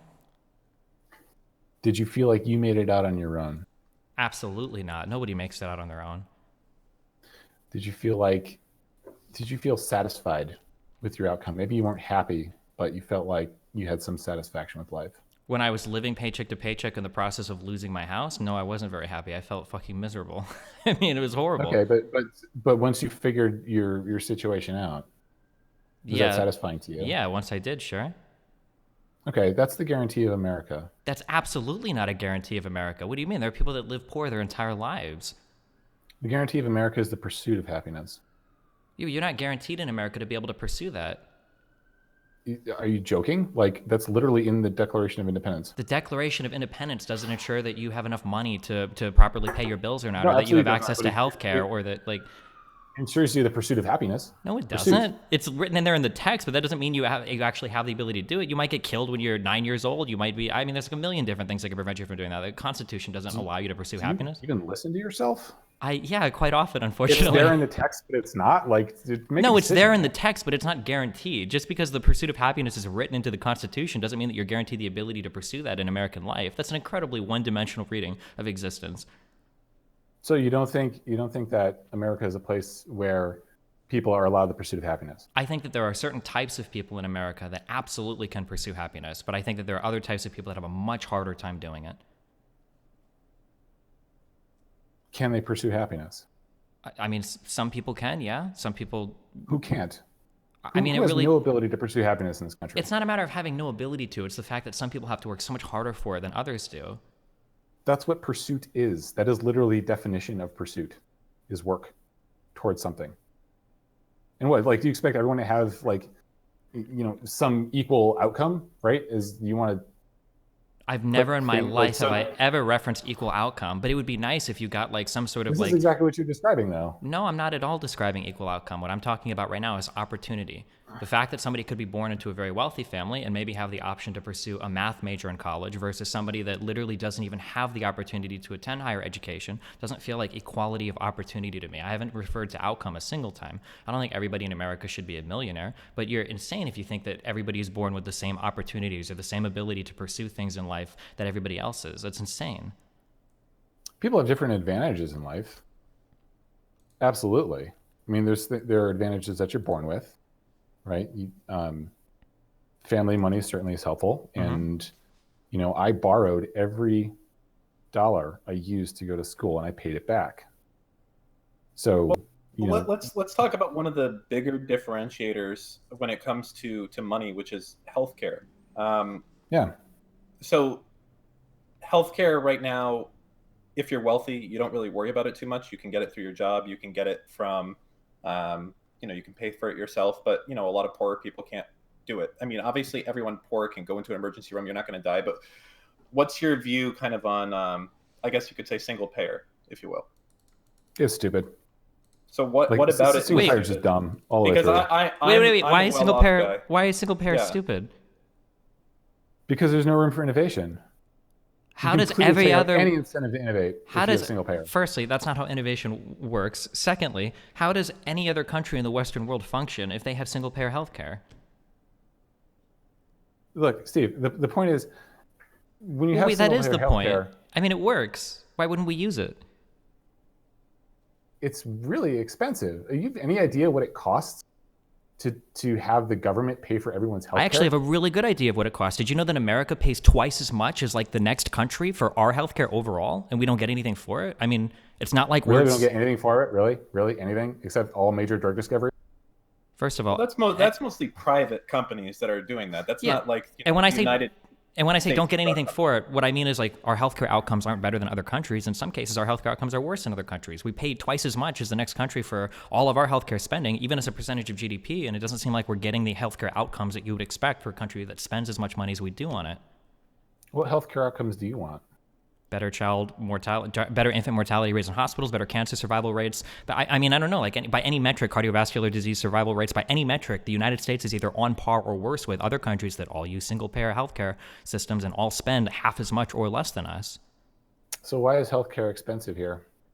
I mean, there's a lot of reasons for why it may or may not be. I don't think it comes down to one thing. Because it's been legislated that way, that there's enough jobs, and no politician, I would guess, would want to say, hey, guess what? Tomorrow we're getting rid of Aetna, we're getting rid of, all these health insurance companies, we're getting rid of the establishment, and now just the government pays. That would be my logic. Look, I identify on a lot of issues. Healthcare is something that consumers can't really shop effectively for, right? Like healthcare represents a pretty massive market failure. That is absolutely correct, and that is absolutely a problem, that you cannot shop effectively for healthcare. Which is something single payer solves. Well, yeah, because there's only one store, but that's in mathematics we call it the degenerate case. I mean, that's not really an answer. It absolutely is an answer. If you can't effectively negotiate for something in a market, then you use a price control to fix it. That's literally the book answer. What do you mean? To me, the answer is innovation. Okay, well, it But, hasn't like, happened let's yet, say- and millions of Americans don't have access to health insurance. So how long do you just let people die or destroy their lives because they can't afford something, waiting for an innovation that every other country seems to not require to make their healthcare work? Single payer, it goes against the American spirit of solving a problem a better way, because you're just depending on the government to do it. Now, let's say, theoretically, that we could remove enough regulation that made it easy to start a health insurance company, right? How do you think that changes American healthcare? Considering our track record with healthcare so far, I'd say probably not much. Well, you really don't have a whole lot of faith in the American spirit. I mean, I can only go by the empirical data that exists right now, and the empirical data points to the idea that single payer seems to work in every single Western healthcare providing country in the world, and that the free market or whatever we've had in the United States has failed miserably. Empirical data is all well and good if you want to work, but if you want to be involved in setting government policy, you can't just show up like Professor Geek. So instead, you just say if people can't afford it, they can just die until some magical innovation that even economics wouldn't agree with you is ever going to appear. No, absolutely not. Absolutely not. I'm saying that we've structured the regulation of healthcare in this country so intensely that there's no way that anybody in their right mind would get involved in starting a healthcare company. That's not exactly true, because sure, this is a bit of hyperbole now, but the point is we have new airlines coming up quite frequently. Healthcare is really like, what was the last new airline you saw? Well, I mean, there's like mergers and there's smaller ones that are created. I'm not talking about creating a new Delta or things like that, but I think there's something like 500 individual airlines that operate on different tags. The legislation is there. It just takes funding to do these things. There's certainly a lot of health services company that offer healthcare and related. It's difficult. There's a lot of red tape. I feel like the crippling part of this is the jobs. You don't think that that's the case, that Republicans don't want to be the one to cut out, the hundreds of thousands, millions of jobs that would take from getting rid of the insurance industry and the lobbying that goes into effect there? Because I really, as someone, I'm well off. I don't want to pay for healthcare. I do, but I'd much rather everyone had equal footing on the healthcare. So I don't see the objection, looking at it objectively, that everyone could have equal healthcare. It seems so obvious that this is a lobbyist thing. Like the reason, Intuit, we pay taxes, people lobby, and it is this way. You don't think that's the case? So I think that, you mentioned taking a lot of money to start a company like this, right? Like, let's say you wanted to start it. Let's say that you had some innovative technology that could analyze data in a really specific way to make fantastic pricing decisions about healthcare outcomes, and you wanted to start an insurance company to do this, right? To an investor, that is like radioactive, because it is so heavily regulated. They just don't want to bother getting involved. You need to hire so many people up front just to sort of push paper around for government regulation that it's insane to want to do that as a business, right? You can make a return for your investors in so many other ways. And that is directly the government's fault by being far too involved in how the market works. Well, I mean, I agree. I think the government should take over healthcare, much as they have in many ways. No, I think the government should take their hands entirely off healthcare. This is like the classic Republican answer to everything. Every time you point to the free market failing to deliver a product on something, it's always because there's too much regulation. Like, I'm pretty sure, and I don't know your position on it, but it wouldn't surprise me at all if you would say the reason for the 2007 crisis was because of too much government regulation as well, right? That it was the government forcing people to buy houses or making low-income housing available to people, or whatever was the reason for that whole crisis. I don't know where you're going with that. I'm just curious if that's your position on it. Yeah. Well, I mean, like this. So now we're talking about the mortgage crisis. Well, I was curious if you think for the mortgage crisis, was that due to government regulation as well? It was too much regulation and that caused that to happen? I'm not an expert in the banking industry. I can't say. Okay, all right. That's a fair answer. Listen, I wanna ask you something, Ted, and I want to say that, as I said, I've followed you for a long time, and I hope that you're not going to give me the Republican stance on this, because you seem like a very intelligent guy. Oh my. So please don't disagree with scientists here, but what are your views in general on global warming? Wait, why are we moving on from healthcare? Because it's just.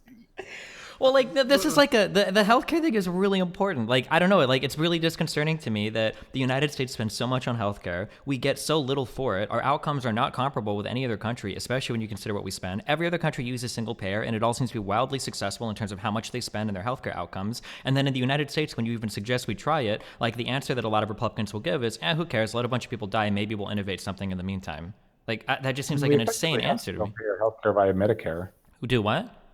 We effectively have a single-payer healthcare system via Medicare. What about the working poor that make too much to qualify for it? There's a huge problem in the United States. I don't even know why you would bring that up. We both know that Medicare doesn't cover. Medi-Cal. I mean, Medi-Cal in California is huge. I don't understand why you're bringing this up. Are we both pretending, or do we want to entertain the delusion that there aren't like millions of people in the United States before the ACA that didn't have healthcare? No, you're saying that single-payer healthcare is this like magical thing, and there are several instances of it in the United States, and I don't see where the magic is. Because we don't have single-payer healthcare in the United States. Really? Do you live in California? California is not the United States. California is one state out of 50 in the United States. Single payer, would mean that there is a single payer across the entire federal 50 states. California is a state in the United States, therefore it is part of the United States. Yeah, but single payer in California is not single payer across the federal United States. Okay, then talk about Medicare. Medicare is not covering everybody in the United States. It's not single payer. For the people, it's single Medicare, payer for the folks who have it. We've even lobbied against Medicare so that Medicare can't even negotiate for drug prices. So it's not even like it doesn't even function as a single payer the same way they say the NHS in the UK does, where they are able to negotiate for drug prices, which, by the way, is a price control solution for the massive market failure that is known as healthcare. Do you ever get tired running in circles so often? I'm not running in circles. You literally call me a geek for pointing towards empirical data.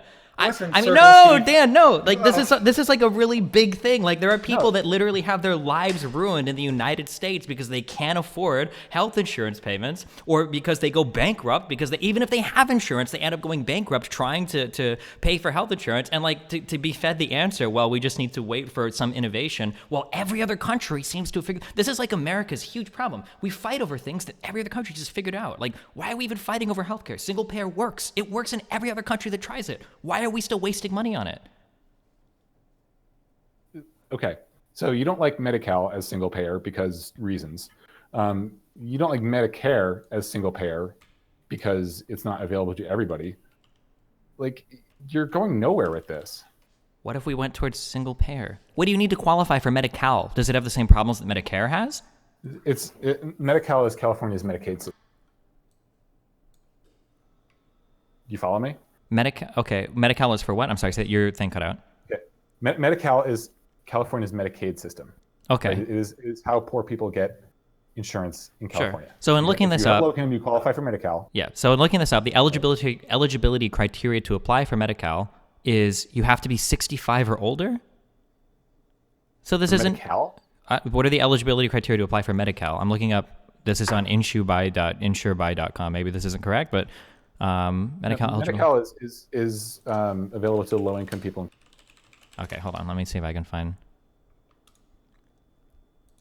Because the problem with a lot of the income stuff is like you can have it, you can qualify for it, but your income literally has to be like $15,000 a year or less. Like this doesn't cover a lot of the working poor families in the United States, which is one of the criticisms aimed at like Medicare for why the coverage should be expanded to more people, or Medicare, I think.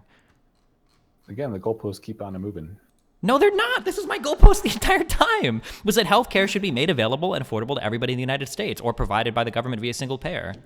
That's my main goalpost the entire time. A single payer system. I don't understand what you think it's moved to. What Obamacare did? Didn't Obamacare make it mandatory? Or you paid. No, stop! Don't. What do you think? Wait, what do you think Obamacare is? Obamacare is, I mean, the individual mandate. That's a significant part of it. Obamacare has nothing to do with single payer. Okay, you're either talking about single payer or you're talking about make up your mind. Okay, so it seems like the only way to make healthcare available to everybody is via single payer. I don't understand how... You can just legislate it into existence like Obama did? Do you think the Affordable Care Act was single payer healthcare?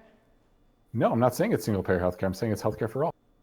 Not affordable healthcare. Not really. I mean, it did. It was literally called the Affordable Care Act. It made strides towards getting more Americans insured. I think 11 or 12 more million Americans became insured, but it still has all of the private health insurance industries working here. And then now it's going to collapse because the mandate was just revoked. But that didn't give us single-payer health care, which was what we were kind of gunning for initially. Well, no, but like you can't make up your mind as to what you want the solution to the problem to be. Do you want everybody to have access to healthcare, or do you want single-payer healthcare? That's one way to do it. There are multiple ways to do it. Okay, so for like the fifth time, so my goal is single-payer healthcare. That means the federal government has one health program that everybody buys into, and then like a lot of other countries, I guess you can have private insurance on top of that, but that's like the goal. Okay, that's the goal. The post is buried, and there's concrete underneath it. It's under the dirt. It's there. Okay. Okay, so you want to expand Medicare?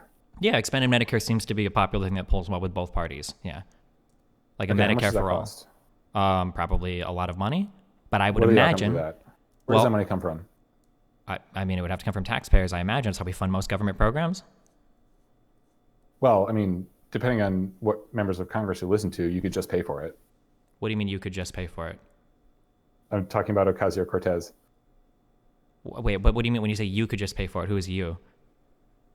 You. That's what she said.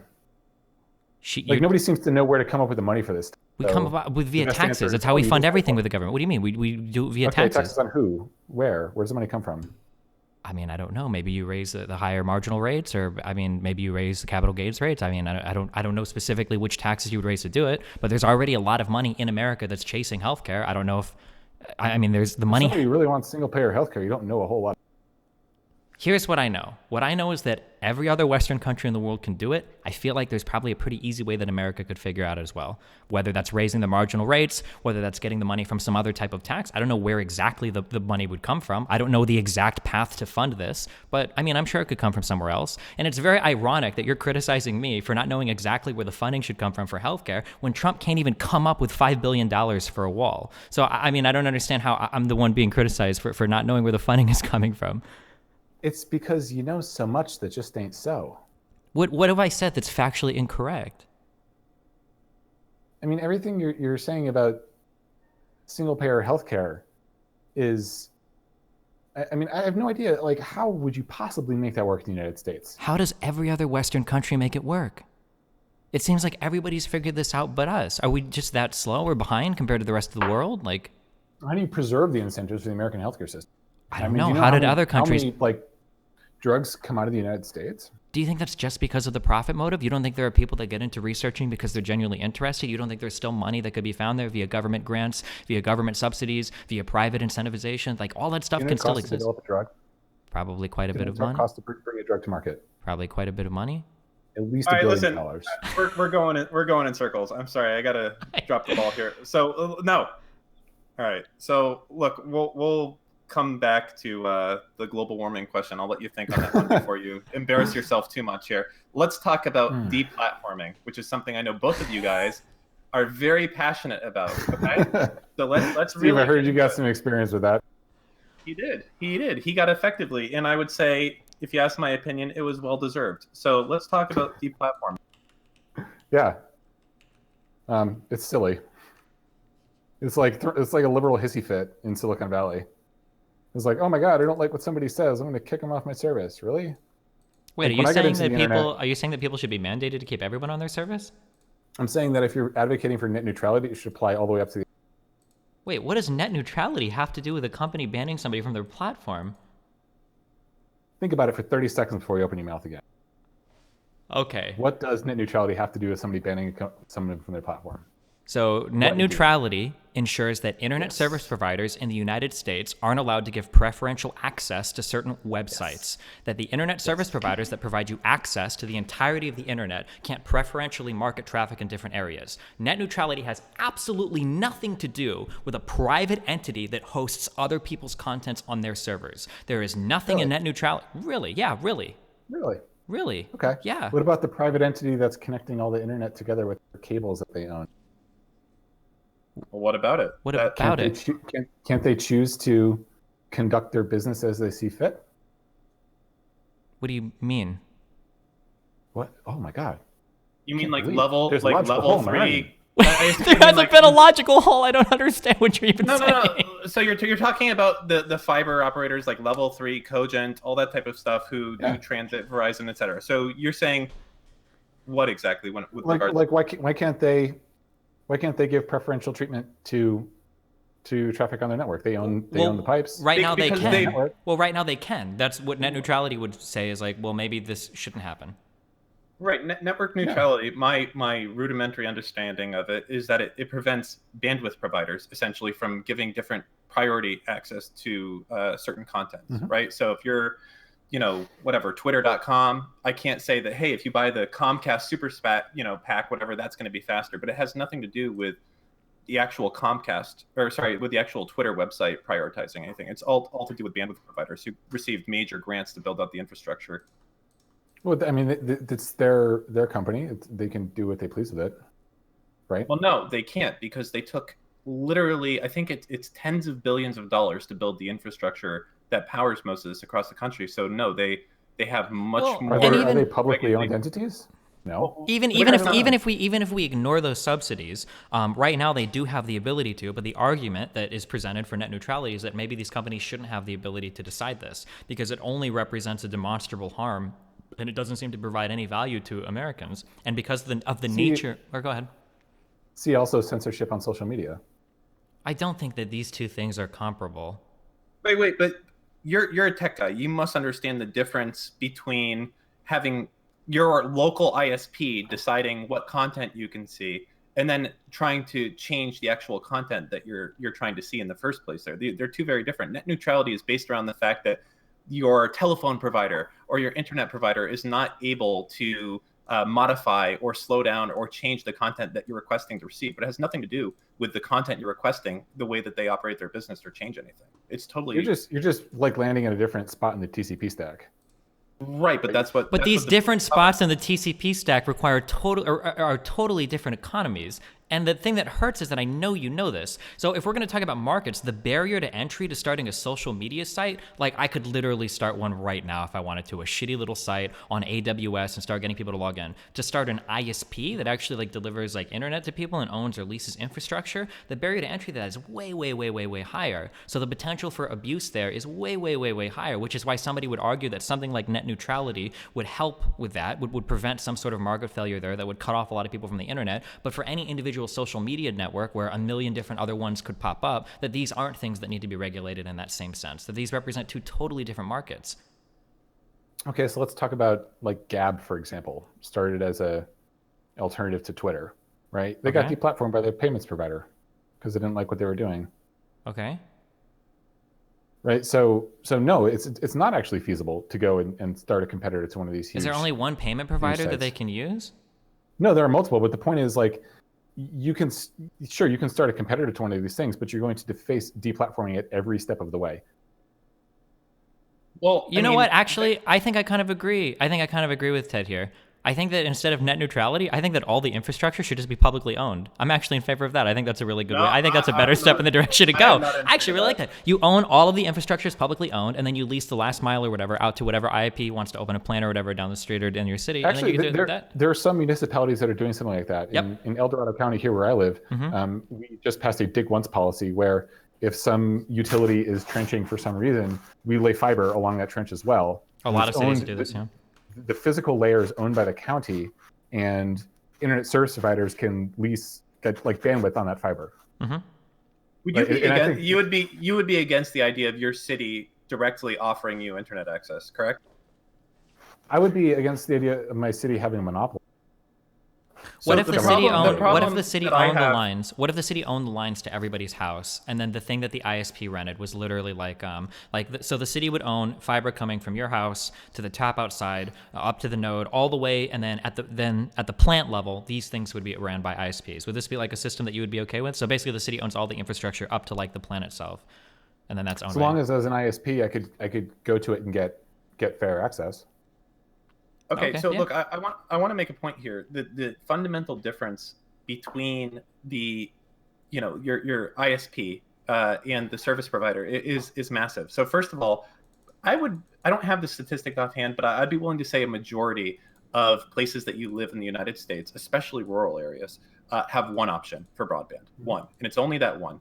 And if you're in a position where this provider can set any rules that they want on you whatsoever, saying, you know what, you have to pay more to access liberal websites, or you have to pay more to access Republican websites. It's not like, hey, some competitors can come in. These things are legislated in. They've paid for the lines. It's not possible to have another ISP come into there. So that's why net neutrality was important for that, making sure that, to simplify this a little bit, the person you talk to, the transmission should not be getting modified, essentially. Right now, I'm saying that's a good thing, that the transmission doesn't get modified. You're saying that we should be able to modify the person saying the thing on the other end as well, that should be legislated. So these tech companies like Twitter and Facebook, their distribution channel is so huge and so powerful that they have crossed the line to where building another one has the same sort of capital requirements necessary as building an ISP. I don't agree. No, I mean there's arguments. There are legitimate arguments to be made there that I totally see. I just have no idea how you can extend those to other things like employers in the United States or like healthcare in the United States. Like that blows my mind. Like you're basically saying that there is a massive market failure because some of these companies are so huge, they control so much of the market space that being deplatformed on here actually challenges your First Amendment right, which I think there are legitimate arguments there. But then when you talk about like access to healthcare, you're comfortable saying, well, screw it. If you can't afford it, who cares? Maybe an innovation will come along. Why can't I turn that same? I have no idea how you connect the two of those together. Yeah, sure. So here's my challenge to you. Who cares if Twitter and Facebook deplatform you? Why can't the free market just provide another big social media site to come along and innovate? Because Twitter and Facebook they're so huge, their moat is so defensible that it's simply not feasible to start a competitor to them. And you don't think it's the same with insurance companies?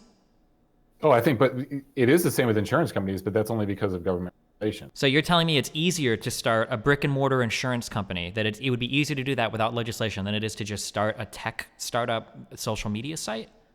I would say it's easier to start an insurance company than it is to build something that is on the scale of Facebook today. It doesn't have to be on the scale. It doesn't necessarily have to be that Sure high. it does. Absolutely it does. That's the whole point of the exercise. Well, I mean, Twitter, Facebook, MySpace, and there's been other things that have grown. Instagram grew at the same time Facebook did. Yes, Facebook acquired it. WhatsApp grew at the same time Facebook did. Yes, Facebook acquired it. I mean, these are smart business decisions. You also have, Tinder grew. You had LinkedIn. I mean, yes, these companies end up getting acquired, but they don't have to be. There is space for innovation. And you know what? Facebook usage, there could very well be the next Facebook coming out. I mean, people thought MySpace was completely entrenched, would never be dethroned, and it was. Sure. I mean, if somebody wanted to build, something on the scale of Facebook as a social network for their cats, right? That is not exactly a controversial idea. But if somebody wanted to build something on the scale of Twitter that conservatives could express an opinion on, well, that's a different matter, because they need to depend on an entire constellation of other services and products to make that happen, right? So who gets to deplatform you, right? Does your cloud provider get to deplatform you? Does your payments provider get to deplatform you? Is this a constant game of whack-a-mole? Does your health insurance get to deplatform you? Do hospitals that decide which insurances they want to take get to deplatform you? Does the availability of your insurance to your work get to deplatform? I don't understand how you can't provide these exact same arguments in regards to healthcare, but you do to social media. How on earth are you connecting these together? Healthcare is a business that very heavily regulated by the government. Well, but even if we got rid of the regulation, the internet is a business that is basically entirely unregulated by the government, which means we get these stupid things like deplatforming and whatever, right? So you call it stupid. It's actually a protection of the First Amendment right, but I mean. So how is net neutrality not? How is net neutrality not what? Or sorry, how is the absence of net neutrality not protection of the First Amendment? The net neutrality is an attack against the First Amendment right, but the argument there is that the industry is so heavily monopolized and the barrier to entry is so massive that there's just no way that anyone could reasonably step in and compete. Much the same way that the utility also Facebook and Twitter that have existed for like a decade. How long has Twitter even existed in its current state? And when it comes to media distribution. Wait, when it comes sorry, your mic cut out. When it comes to media distribution? Media distribution, they're enormous. Right? How would you distribute the show without Twitch and Amazon? I mean, you would use mix. I mean, it's the free market, right? Another tech startup will come along and will solve the problem. Yeah, right? But they all decide they don't like you. They don't like what you have to say. What do you do then? Then you move to the next platform. Well, I mean, what do you do if you can't get insured by a health insurance company? What do you do then if you've got a pre-existing condition or they don't want to insure you for some reason? I mean. No, we're talking about apples and oranges here. We're not. It's directly comparable. I don't understand how you don't see the health insurance company is not going to show you the door because you're a consumer. No, but they could shut. Well, not now, thanks to the Affordable Care Act, but they could shut the door because you have like type 1 diabetes. But the point is that these decisions from the tech companies are being made. I mean, so like at the whim with no oversight whatsoever. Like there's Wait, no how do you know that? Firstly, there is no how these even work. First of all, there's plenty of rhyme and reason. Decides one day they don't like you. Okay, but generally when people are banned, it's usually because of some user guideline or whatever. And I don't think that there's like a mass banning of conservatives happening on Facebook or Twitter, or at least I haven't heard of this happening. There's certainly no due process. There's no way that you can go and try to convince them otherwise. If you were to walk into a McDonald's, they just unilaterally decide. Sure, if you walk into a McDonald's and a manager decides to throw you out or ban you from all McDonald's, there's not due process there either. Then you go to Burger King. Okay, and if you get kicked off of Facebook or Twitter, you go to Gab. I mean, what? Which got deplatformed. They can use another payment provider. Who also has the option of deplatforming them. I don't wait a minute. Are you trying to say that you want more government involved with business and more regulation on private businesses? Because that's like no, I'm trying to say that you can't simultaneously support this arbitrary deplatforming and network neutrality, that they're in direct conflict logically with one another. Okay, but you can say just as easily that this idea that the healthcare industry should be totally unregulated and it should be no holds barred and anybody can do what they want, you can't take that and then also say, well, social media, that needs heavy government regulation as well. These are logically incommensurable I didn't say social media need heavy government regulation. Wait, then how would you keep them from deplatforming people? Wait, how would you get them from deplatforming people? What is your network solution? Neutrality and deplatforming are logically inconsistent. Okay. What is your solution? I imagine you're upset about a perceived deplatforming of Republicans on Twitter and having to go to Gab and other places. So what is your solution? Maybe not. That was me assuming there. So maybe you don't give a fuck, and that's fine too. Do you think that there's a solution in place here for this to happen? What do you mean a solution in place? Do you think there needs to be a solution in place, or do you think it's fine?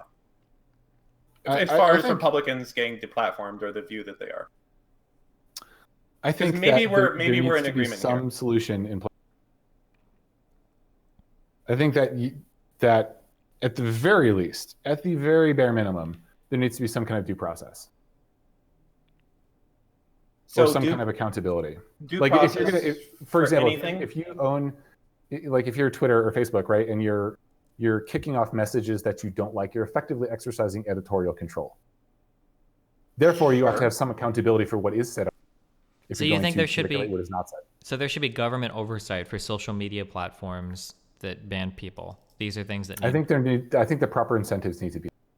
Wait, what does that mean? The proper incentives? Meaning, so for example, if you are going to kick opinions off your that you don't, right? You are editorializing when you do that.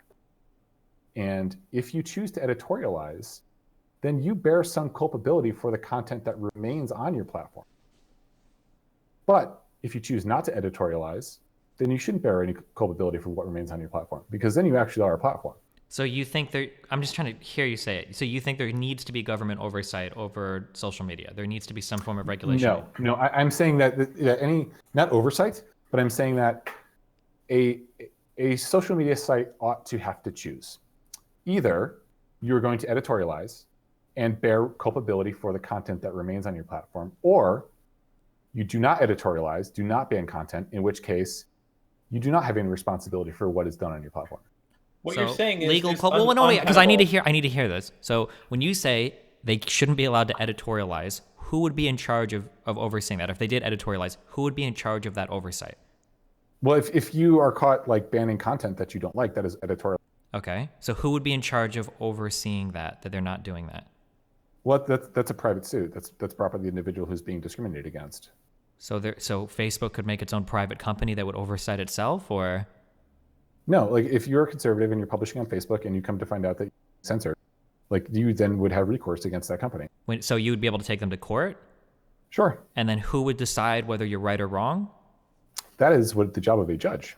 Who is part of the government? So we're talking about more government oversight into these types of. The legal system is not government oversight. It is a means of settling disputes. We already have this. You can already oversight. People sue Twitter constantly. Like there was a recent lawsuit about people trying to give Twitter liability because they didn't effectively and quickly enough ban some ISIS and that was overturned because they said that the law doesn't support it, that Twitter doesn't have to do it. So you want to create a new law that changes that? Yes, what I'd like to say is, if you operate an internet service platform, like some kind of social media platform, you have two paths. One, you can choose to ban whatever content you don't like from your site, right? You can editorialize your site. But in that case, you're effectively you're a news publisher at that point. Like, you bear some responsibility for what is said on your site. Or the other side is, you can say, you know what, I'm a platform for people to communicate. I am not going to editorialize, and it's a laissez-faire environment for the free flow of information, in which case you have legal protections over the information that flows over your site, and the people who post the stuff, they're the ones who bear the responsibility for it. But we have a law for this. You may be familiar with it because you operate this, the CDA, the Communication Decency Act, right? 230. Yeah, but it goes the other way. It grants protections for people who do editorialize, and I think that's silly. So you would repeal this law, you think? Well, I mean, look, like I'm running for California State Senate. I know that that's not your thing. I'm just asking your personal view versus if you have the... Yeah, I think the law is wrong. I think the law creates bad incentives for the internet. I'm surprised about this on a I guess, an entrepreneurial level. So I'm thinking about, I create startups. You did it as well. Think about the onus of having to create a startup now and fit into this type of thing. So imagine when just think back to what's that stupid new thing that the Euros have now, the GDPR. Imagine we had to deal with that shit when we were creating our stuff back in the day. What a pain in the ass that is. And now you're talking about another thing where if I create any social media website whatsoever, I have to somehow be responsible for these motherfuckers. No, I'm saying you have two choices. No, because but that's not fair. If you want to be responsible, you can. But what you're saying is, if I ban one person, right? Let's say someone comes on the site and is streaming hardcore porn. I can't ban this person because if by me banning them without a tribunal, I now open myself up to like anyone on the site. Yeah, like that. You can't. There has to be a middle ground. Look, anybody who is using a website or a platform to broadcast content that is clearly illegal, right? Well, that's a matter for law enforcement. Well, no, I'm not. I said porn. I'm saying doing something blatantly against your terms of service. For the sake of argument, let's say that you made your own Twitch, and you own Twitch, and this is a site for you to broadcast video games, and that is the intended purpose and only purpose. And you are running this website, and you see that you come on tomorrow, and guess what? Someone is streaming UFC on one channel, and then someone else is streaming hardcore porn on the other channel. In your eyes, you as the website owner who's trying to attract more investors and more advertisers, things like that, you would think that I can't ban this person because this isn't illegal, okay? Right? That person might have the copyright for UFC, or you might have the copyright for that porn. I don't know. I just have to leave that there. That would be your take on that.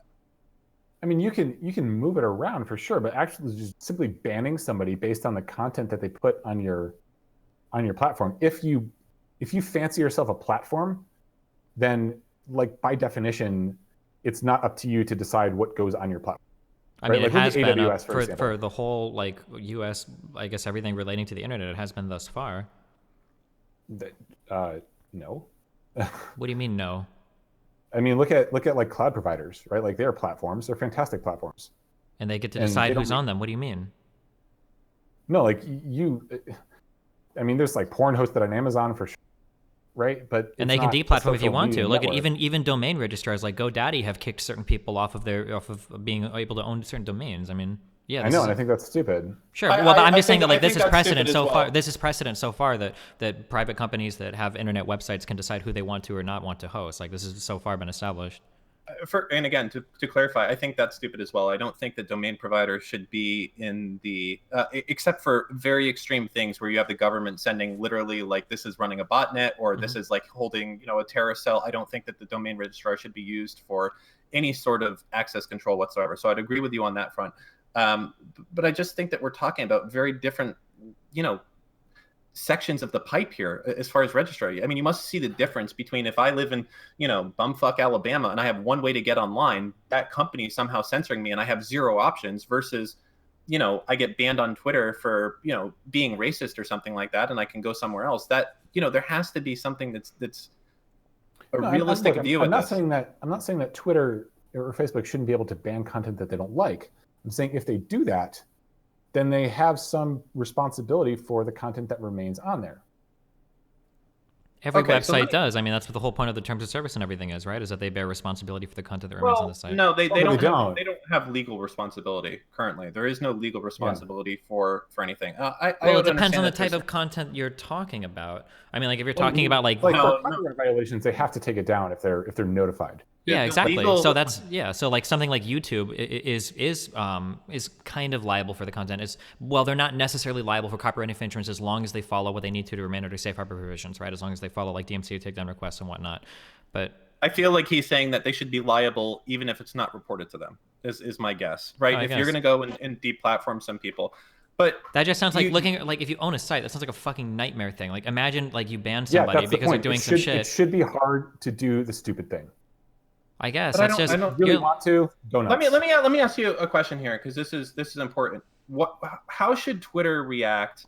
Let's say they come across or reported about an account that is a Holocaust denier or a race realist or something like that. Just something that's very across the board wrong or extremely racist. How would you want them to react in that case? Now that's not illegal. I mean, in some countries it is. In Germany it is, but not here. How would you want them to react in the United States if you saw an anti-Semitic Twitter account? What's the proper action? Well, look, I mean, all that stuff is entirely asinine, right? Like that's not speech that many people want to hear, myself included. But that's protected speech under the First Amendment. It is protected speech, you're right, but it's certainly not to my taste. And I know it's not to the taste of a lot of other people. Well, be careful. A lot of those people are going to be your voters. No, come on, be fair. Steve. Really? But realistically, though, what do we do about that? Let's say that you were running Twitter for whatever reason. How would you handle that if you came across that? I mean, what do you do about somebody writing a book that you don't like? You don't buy it. Do you think that publishers should be compelled to publish every single book that's sent their way, the same way that Twitter? You're saying Twitter should be compelled to publish. But you're saying Twitter should be compelled to publish every tweet, right? No, I'm saying if they're going to editorialize, then they bear responsibility. So if you're a publisher and you decide which books you want to publish or which books you don't want to publish, how's it different from Twitter deciding which tweets they want to publish or not publish? Well, the difference there is that if you want to stand up and speak on the street corner, or you want to go to Kinko's and make 1,000 copies, like asinine racist track, like the First Amendment does protect you from doing that, right? And you can hand your documentation out to anybody you want to, and they're totally free to throw it in the trash, right? But in the case of Twitter, humanity has not evolved to deal with being able to communicate across the world in 600 milliseconds, right? It's an entirely new concept for us to understand. And the way that we're going about it right now is completely haphazard, right? So it's totally unfair to equate something like Twitter, which is a massive instantaneous worldwide distribution channel, to something like a book publisher. What? Book publishers are huge and publish books that are seen all around the world as well. Yeah, but that information doesn't travel in 600 milliseconds. I mean, it could. It absolutely could. How? How do you move a book from the United States to Africa? Okay, you're a tech guy. You should be able to think for 2 seconds at some massive, maybe even one of the largest tech companies in the world that has a way for people to digitally read books. I know you can think of this. It's called Kindle. This absolutely happens. What do you mean? I just said that comparing paper book publishers to the internet is apples to oranges.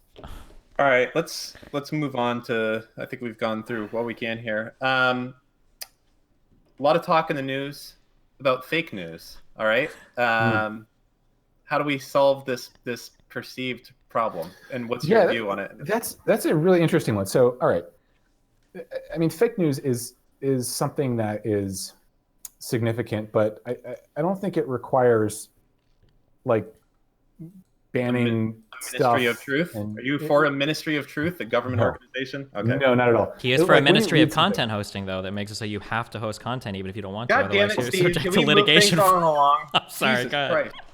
My bad. So look, fake news, the exercise today, like I said, we're not evolved to deal with the way the information is distributed around the world. We haven't figured that out yet as a species. And fake news is the first real instance of that becoming a significant problem. So, I mean, previously, we depended on like newspapers and our news anchors to give us truth, right? And save for some instances where that didn't happen, in general, there was faith in the system that what you read in the newspaper was generally accurate. I mean, I'm talking pre-internet days. Today, who knows? Because you have this wealth of information that is available to everybody all the time. And whether or not it's true, it's going to take an individual way more time than it's worth to go and research, some screwball article they find somewhere linked on Facebook. So spending the time to try to decide what is true is not nearly as important as spending the time to try to decide who wants me to believe that this is true. And I think that's a new social muscle that we have to start exercising. And it's something we have to start teaching kids, is to not only spend time questioning whether or not something's true, but question who's behind this? Who wants me to believe that this is true? What are their motivations? What is your thoughts on, I don't mean to come out here, but I'd hope that you would agree with parts of this, that is when Trump would see news that are negative towards him, it would immediately be fake news. When many times it's certainly not fake news, it's verified as being the truth. And do you think that this behavior of calling anything out that's negative or unfavorable as fake news is harming the public trust in the media, and also the ability to get facts, and almost turning us in a certain manner to fascism? I mean, fascism is, no, it's not fascism. I mean, come on, really? Fascism? I'm saying fascism, Dan, you mean ultranationalism around a single strong leader that's trying to demonize every single other person around him that doesn't agree with them? What? That's, come on, not even close, Dan. Yeah, we're not talking about Nancy Pelosi here, honestly. All right.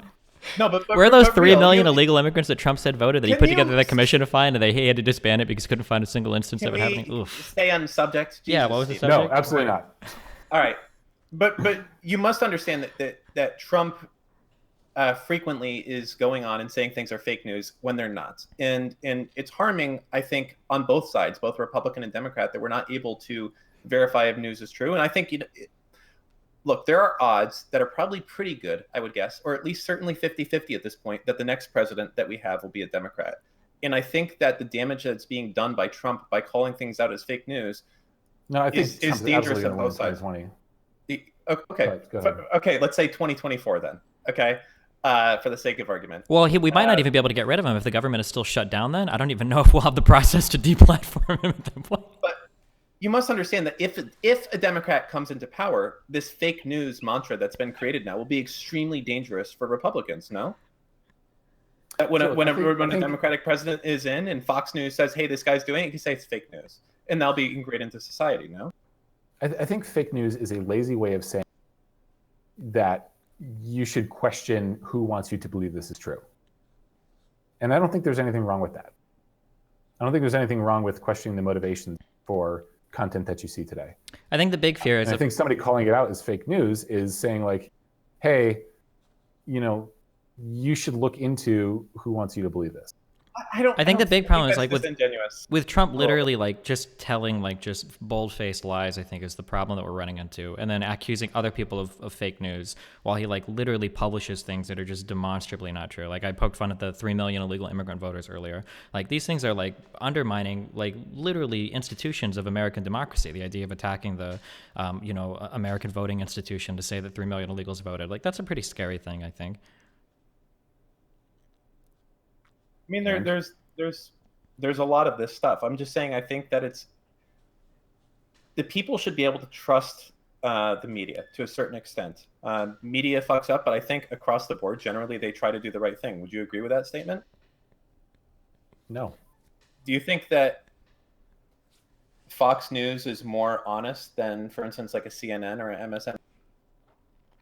I think that media today has a single job, and that's to make money.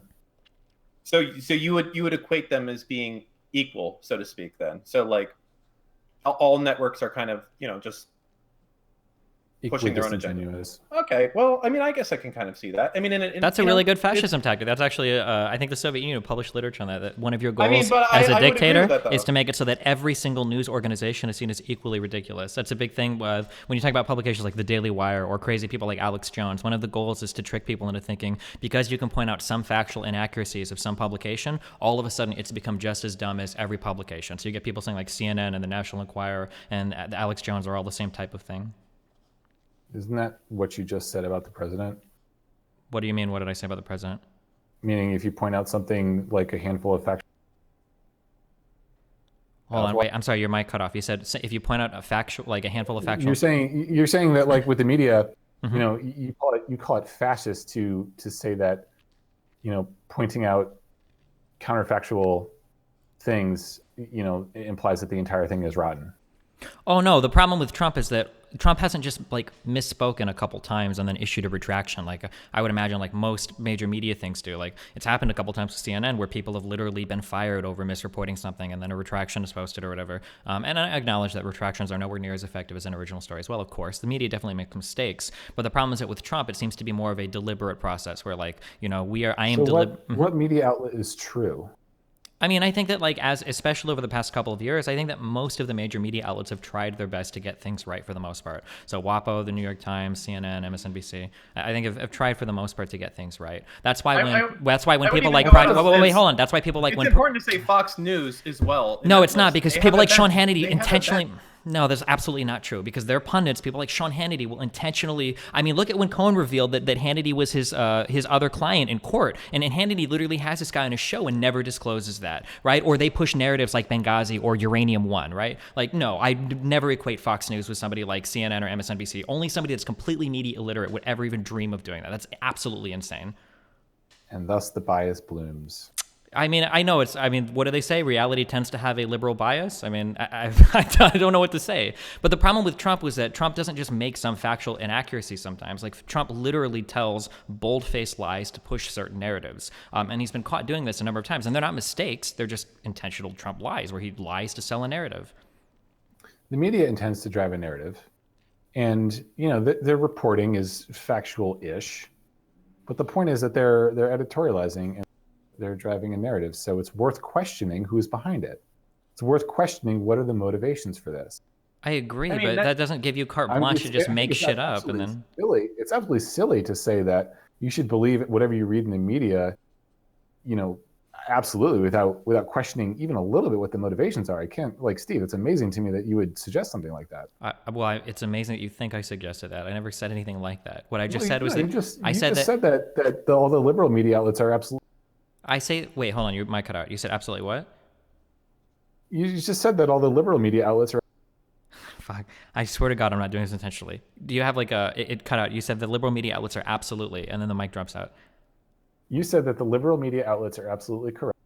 Correct. And that Fox News is ridiculous. Oh, no, I didn't say that they were absolutely correct. I mean, how can you go and just like believe something like that wholesale without even questioning what motivation? So I think specifically what I said, what the specific words I said was that it feels like they're trying to get the right thing done. It feels like we're talking about facts and not feelings, Steve. Why do you think that facts are like always 100% easily discernible? I don't know what world you live in, but no, you just said it feels like the media is this way. It feels like that they generate. Well, I mean, like, the thing is that if I appeal to something like PolitiFact, they're just going to say that they're probably a politically biased institution, just like everything that disagrees. No, I mean, every institution has its political bias. Absolutely, that's the point I'm making. Is that it's worth questioning what are the motivations behind what you're reading. Sure, but that statement, it's worth that versus fake news, which is different connotation. I'm saying calling something fake news is a very short way of saying you ought to question what's behind this. No, it's not.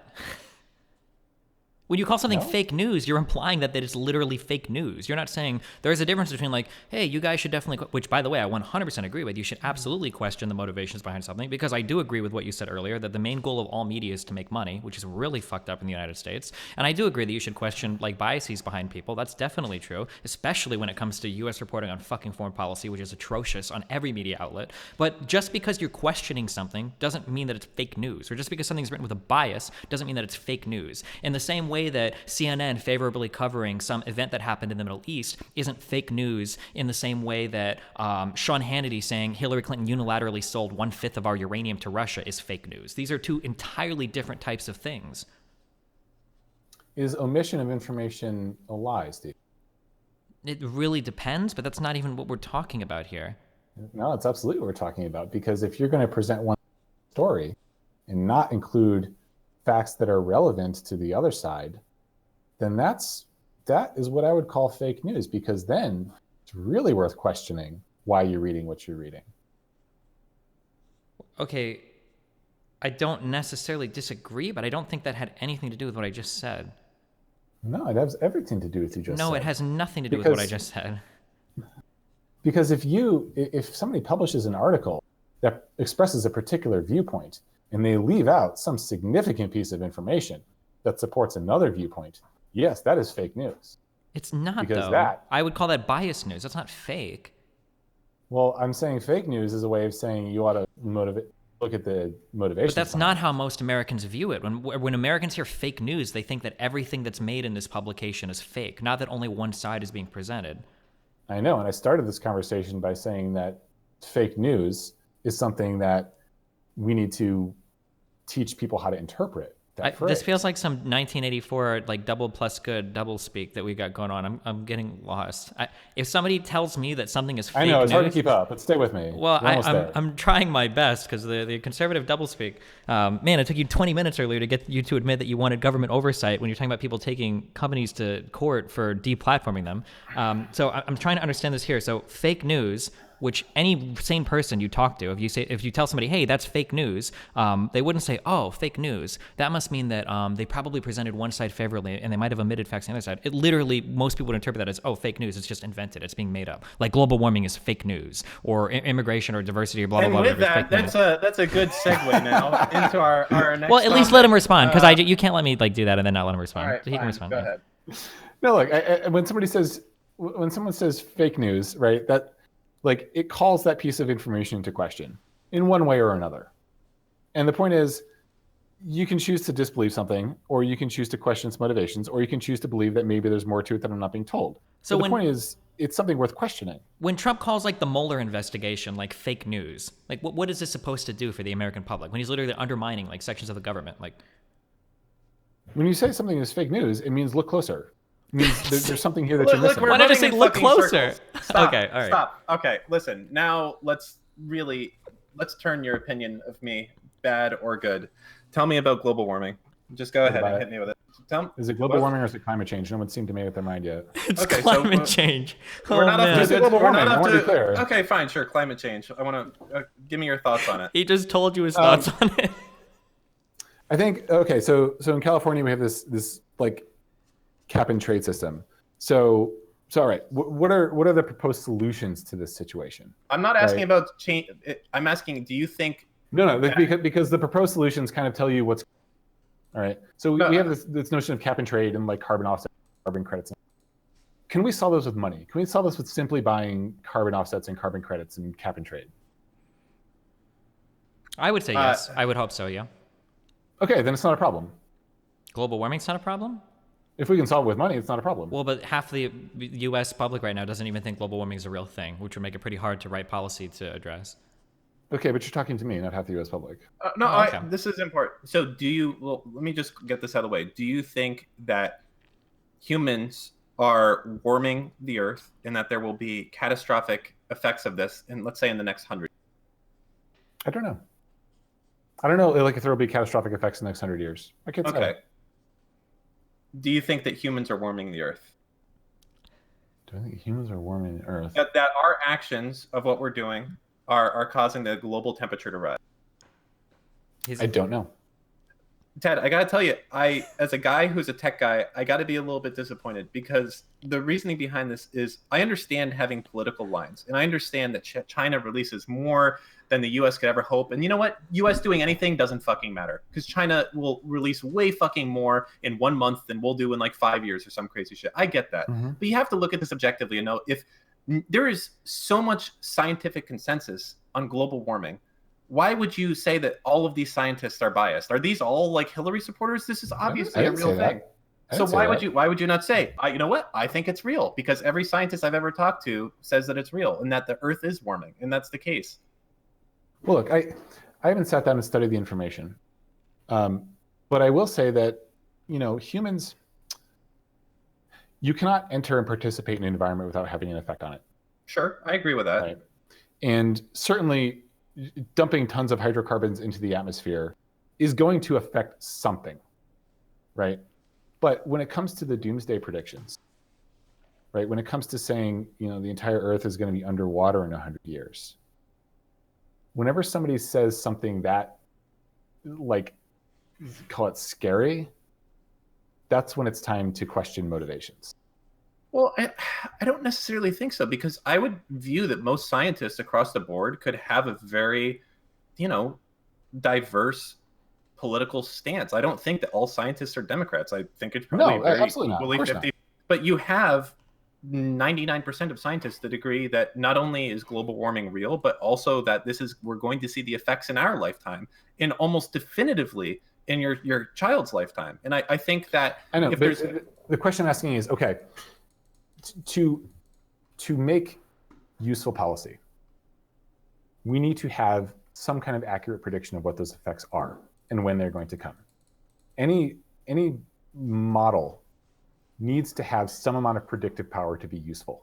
But how are we going to get to that point when we have people in politics flat out saying, like Trump, it's not real, it's warmer this winter than it's ever been, or it's colder, I'm sorry, you would say it's really cold, there's snow today, where's the global warming? The most ridiculous shit you can do, which will dissuade so much of the public into thinking this isn't real. This is a very real problem that you're a man of science to a certain extent here, this would very likely affect your kids. This is a serious issue, no? When? Right?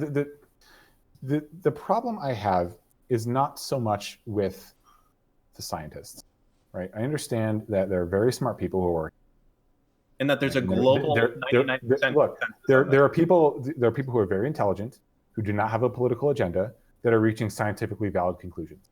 Okay. Absolutely, right? Good. The question is, how does that manifest in policy? Right. Well, I think it has to. What is the solution to it? The solution is most likely how we deal with countries that don't effectively do this. So obviously, when you deal with China or when you deal with Indonesia or these countries which are, 80% or whatever it is of the pollution that we have in this case, you have serious tax until they curb that type of thing. You solve these problems through financial incentives, where the reason that they're burning coal in China right now is because it's the cheapest thing to do. But if all of a sudden you made it not that cheap, it wouldn't happen anymore as a result. So I'm not naive into thinking that us switching from fucking plastic straws at McDonald's to cardboard ones is going to make a difference. But I do think that the United States is in a position to set global world policy on something that, would most likely be one of the most serious issues we have. And I don't want to be looking back saying... I mean, the problem is that we're not in that position, right? We're completely in that position. We're the biggest consumer. We can't tell China what to do. Absolutely. Well, now that we've withdrawn from the TPP, we can't. How do we tell China what to do? By setting the methods that we deal with them in trade and other. Yeah, they're multilateral trade agreements. Yeah, or like the WTO. Okay, so what is it that the United States ought to do in this case? I would say that they should be either. There's stick and carrot here, okay, Ted? So the carrot is that you provide incentives for countries that curb their emissions by a certain percent every year. And then the stick is that you punish them when they go in the opposite direction or stay the same. And I think that that's something very effective that we could do. Is that enough, and how much? Well, you can make it enough. As I said, the reason that they burn coal and do all this crazy shit in this country is because it's cost effective for them to do it. And if you make it not cost effective, they won't do it anymore. Wouldn't you agree? I mean, certainly the free market or the invisible hand is going to force some behavior there. Absolutely. Well, you need government oversight to do that, because the market won't force a hand there. You have to put a false incentive in there, like a subsidy or something, or a tax or whatever, in order to do it. Your point being? Well, I mean, hold on. My point was, you just said the free market will take care of it, but environmental damage isn't. No, I didn't. I said the invisible hand of the market dynamics will have some effect. I mean, but that's only if the government puts in like some sort of penalty for doing it. The free market doesn't address climate change or environmental damage. I know, but my point was that people will respond to economic incentives. Well, yeah, but Dan's point is that in order whether the government created or private. Yeah, but Dan's point is that the only way to get that economic incentive there is to get people on the same board, or to get people on the same. I know. I was agreeing with Dan. Oh, okay. I was right there with him. That gotcha. Like if the government does act in a way that changes the economic incentives, of course people have to change. Yeah, I mean, listen, I think it's challenging right now. I was hoping to see more Republicans coming on. Like it bothers me very much that if you want to kind of run as a Republican ticket, that there's a certain, you can't just, I'm not that I'm saying you have these views, because maybe you don't, but you can't run as a Republican if you think global warming isn't real, or I don't agree with that at all. I don't agree with that at all. I haven't seen much to that case. I see so many people towing the company line. John McCain. John McCain was essentially on his way out. He could say whatever he wanted. That's a very kind of bad example to use in this case. No, McCain was also pretty unpopular. Well, and he lost, but McCain was also pretty unpopular amongst Republicans as well. Like you can't be a Democrat and like guns. You can't be a Republican and think global warming is real. Like I don't understand why we can't, in some of these cases, have some of the good parts of Republican ideology with more of the But this is a problem. I know it's cancer. Tribalism is awful. But it bothers me tremendously because the thing is, you're running for office. I can never know your real view on anything. I can know what you tell me is your real view. But it bothers me that you have to, even if this wasn't, you would have to say. You can't come out and say, obviously, global warming is real, but the U.S. can't do much about it. That's fine, but it sucks that we're in this place that can't be the case. Look, I said that if you look at all the scientific evidence that, like I said, there are a lot of smart people who have no political bias. I'm sure some of them do, right, to some degree, but there's absolutely a consensus that something is happening. What I'm more focused on is, what is the legislative remedy to that, right? What are the trade-offs associated with handling that problem? And that involves getting a good idea of the scale of the problem. Okay. Right. So saying the world's going to end in 100 years, maybe. I mean, is it really? Or we already see pretty catastrophic impacts of climate change today. I don't know if. Well, with hurricanes and stuff, but not even with hurricanes. A weakening the jet stream led to a whole bunch of pretty negative outcomes in Northern Europe, across the United Kingdom, and other countries. There have already been things that people point. We could look at the bleaching of coral reefs. There's tons of things that have gone around the world that people are pointing to climate change as being kind of the main driver for these things. But it seems like unless the world is literally on fire, people are like, is it that bad? Well, look, I'll say this: that the environment and the ecosystem of the Earth, this is essentially humanity's tools for prosperity, right? And it is up to us to make sure that we can pass all these tools. Now, how that surfaces as policy, that's going to be very specific. Right? I would agree. Depend very much on what the actual problems are and what the corresponding trade-offs are. I totally disagree with that. I don't think okay. Well, look. No. The problem is that what you're essentially saying is right now we don't know if we can predict a +5 C change in weather versus a +15 C change in weather, and because we don't know that, we're going to do nothing. That's not an acceptable. I didn't say that at all. But that is heavily what you're implying. The idea that because if you're going to solve a problem, you need to know what the problem is. Yeah, but not necessarily, right? We just start shooting in the dark. Well, the problem is that right now we don't know exactly how catastrophic the problem will be, and a lot of people seem to use that as an excuse in an implicit way to do nothing. Because I don't know. You can't justify shutting down an economy to solve a problem that you don't have the scope. I don't know if heavily incentivizing green energy or penalizing people that pollute the atmosphere a lot or penalizing countries that do it is shutting down the entire economy. But I think we have enough. It has an effect, absolutely. It has an effect, sure. But I think we have enough data right now, without knowing if the planet is going to end in 100 years, to know that this is probably something that is worth heavily looking at. At the very least, we should all be on the same page about it. We should all say, hey, this is probably something that's bad, and we should probably be pushing in directions to fix this, whether that's higher gas taxes, whether that's incentivizing more public transportation or more green types of transportation like electric cars or whatever.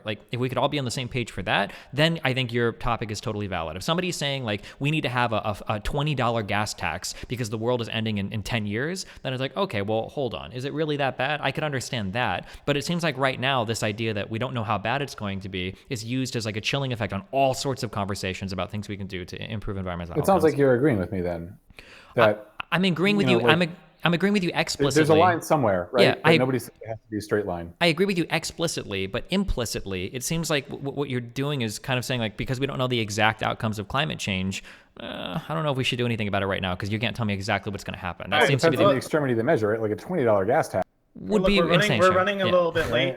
Ted, I don't know if you have other stuff. We can still go over. I know you wanted to go over gay marriage, guns, and money and politics. Do you want to cover any of these? That's a lot. That's a lot of stuff. You can choose one if you want, or we can probably wind it down because he said he has to go to dinner soon. We can wind it down. All right. Cool. Well, We'll do round 2 This someday. This has been interesting. Yeah, I mean, it's crazy to hear the journey you would have of going from kind of tech to politics on this. But yeah, I mean, I appreciate you coming on the show here and yeah, thanks. filling us in with all this. And it's fun. This is debate practice, I guess, when you get up there and you start hashing it out with other Republicans to see who hates Earth more and all that other stuff. No, I kid. But yeah, it was good. Thank you for coming on. I know it got a little heated, but all in good fun. That's not heated. That's spirited. Yeah, it's spirited. I mean, I'll say that like the idea that you are considering running for a state senator position and that you would come to like an online podcast on a video game website to have a conversation with people is highly commendable. I really do respect that. There's a lot of people that wouldn't, and I'll levy a criticism at the left. A lot of people on the left avoid these types of conversations. So I really do appreciate the audacity or the bravado to come on here and have that type of conversation. Yeah. Absolutely. Thank you guys for the discussion. I appreciate it. Yeah, it was fantastic. I really appreciate it as well. And you know what? Like what I want to see in politics is the same way of like Reagan and Tip O'Neill, where you talk big during the day, but everybody's friends after 6. Okay. Like that's what I like to see come back to politics. There's no reason for people to be mortal enemies over something so silly as politics. I totally disagree with that statement, but I respect your right to say it. All right. Well, I mean, I've got fans that are literally like DACA recipients, and we talk about like revoking DACA. It's like, but at the end of the day, it's all cool. But I don't know. But all right, I understand where you're coming from. So, all right. So Ted is running for the 1st district for Senate in California. When are those elections happening? In case some of the audience are in your. The primary is probably going to be in March. Okay, in March. So go out and either vote for him or don't vote for him. But he'd appreciate your vote if you did. All right. Thank you. All right. Thanks for being on. I appreciate it. Yeah, thanks a lot for joining us. Thank you guys. See you later. Bye.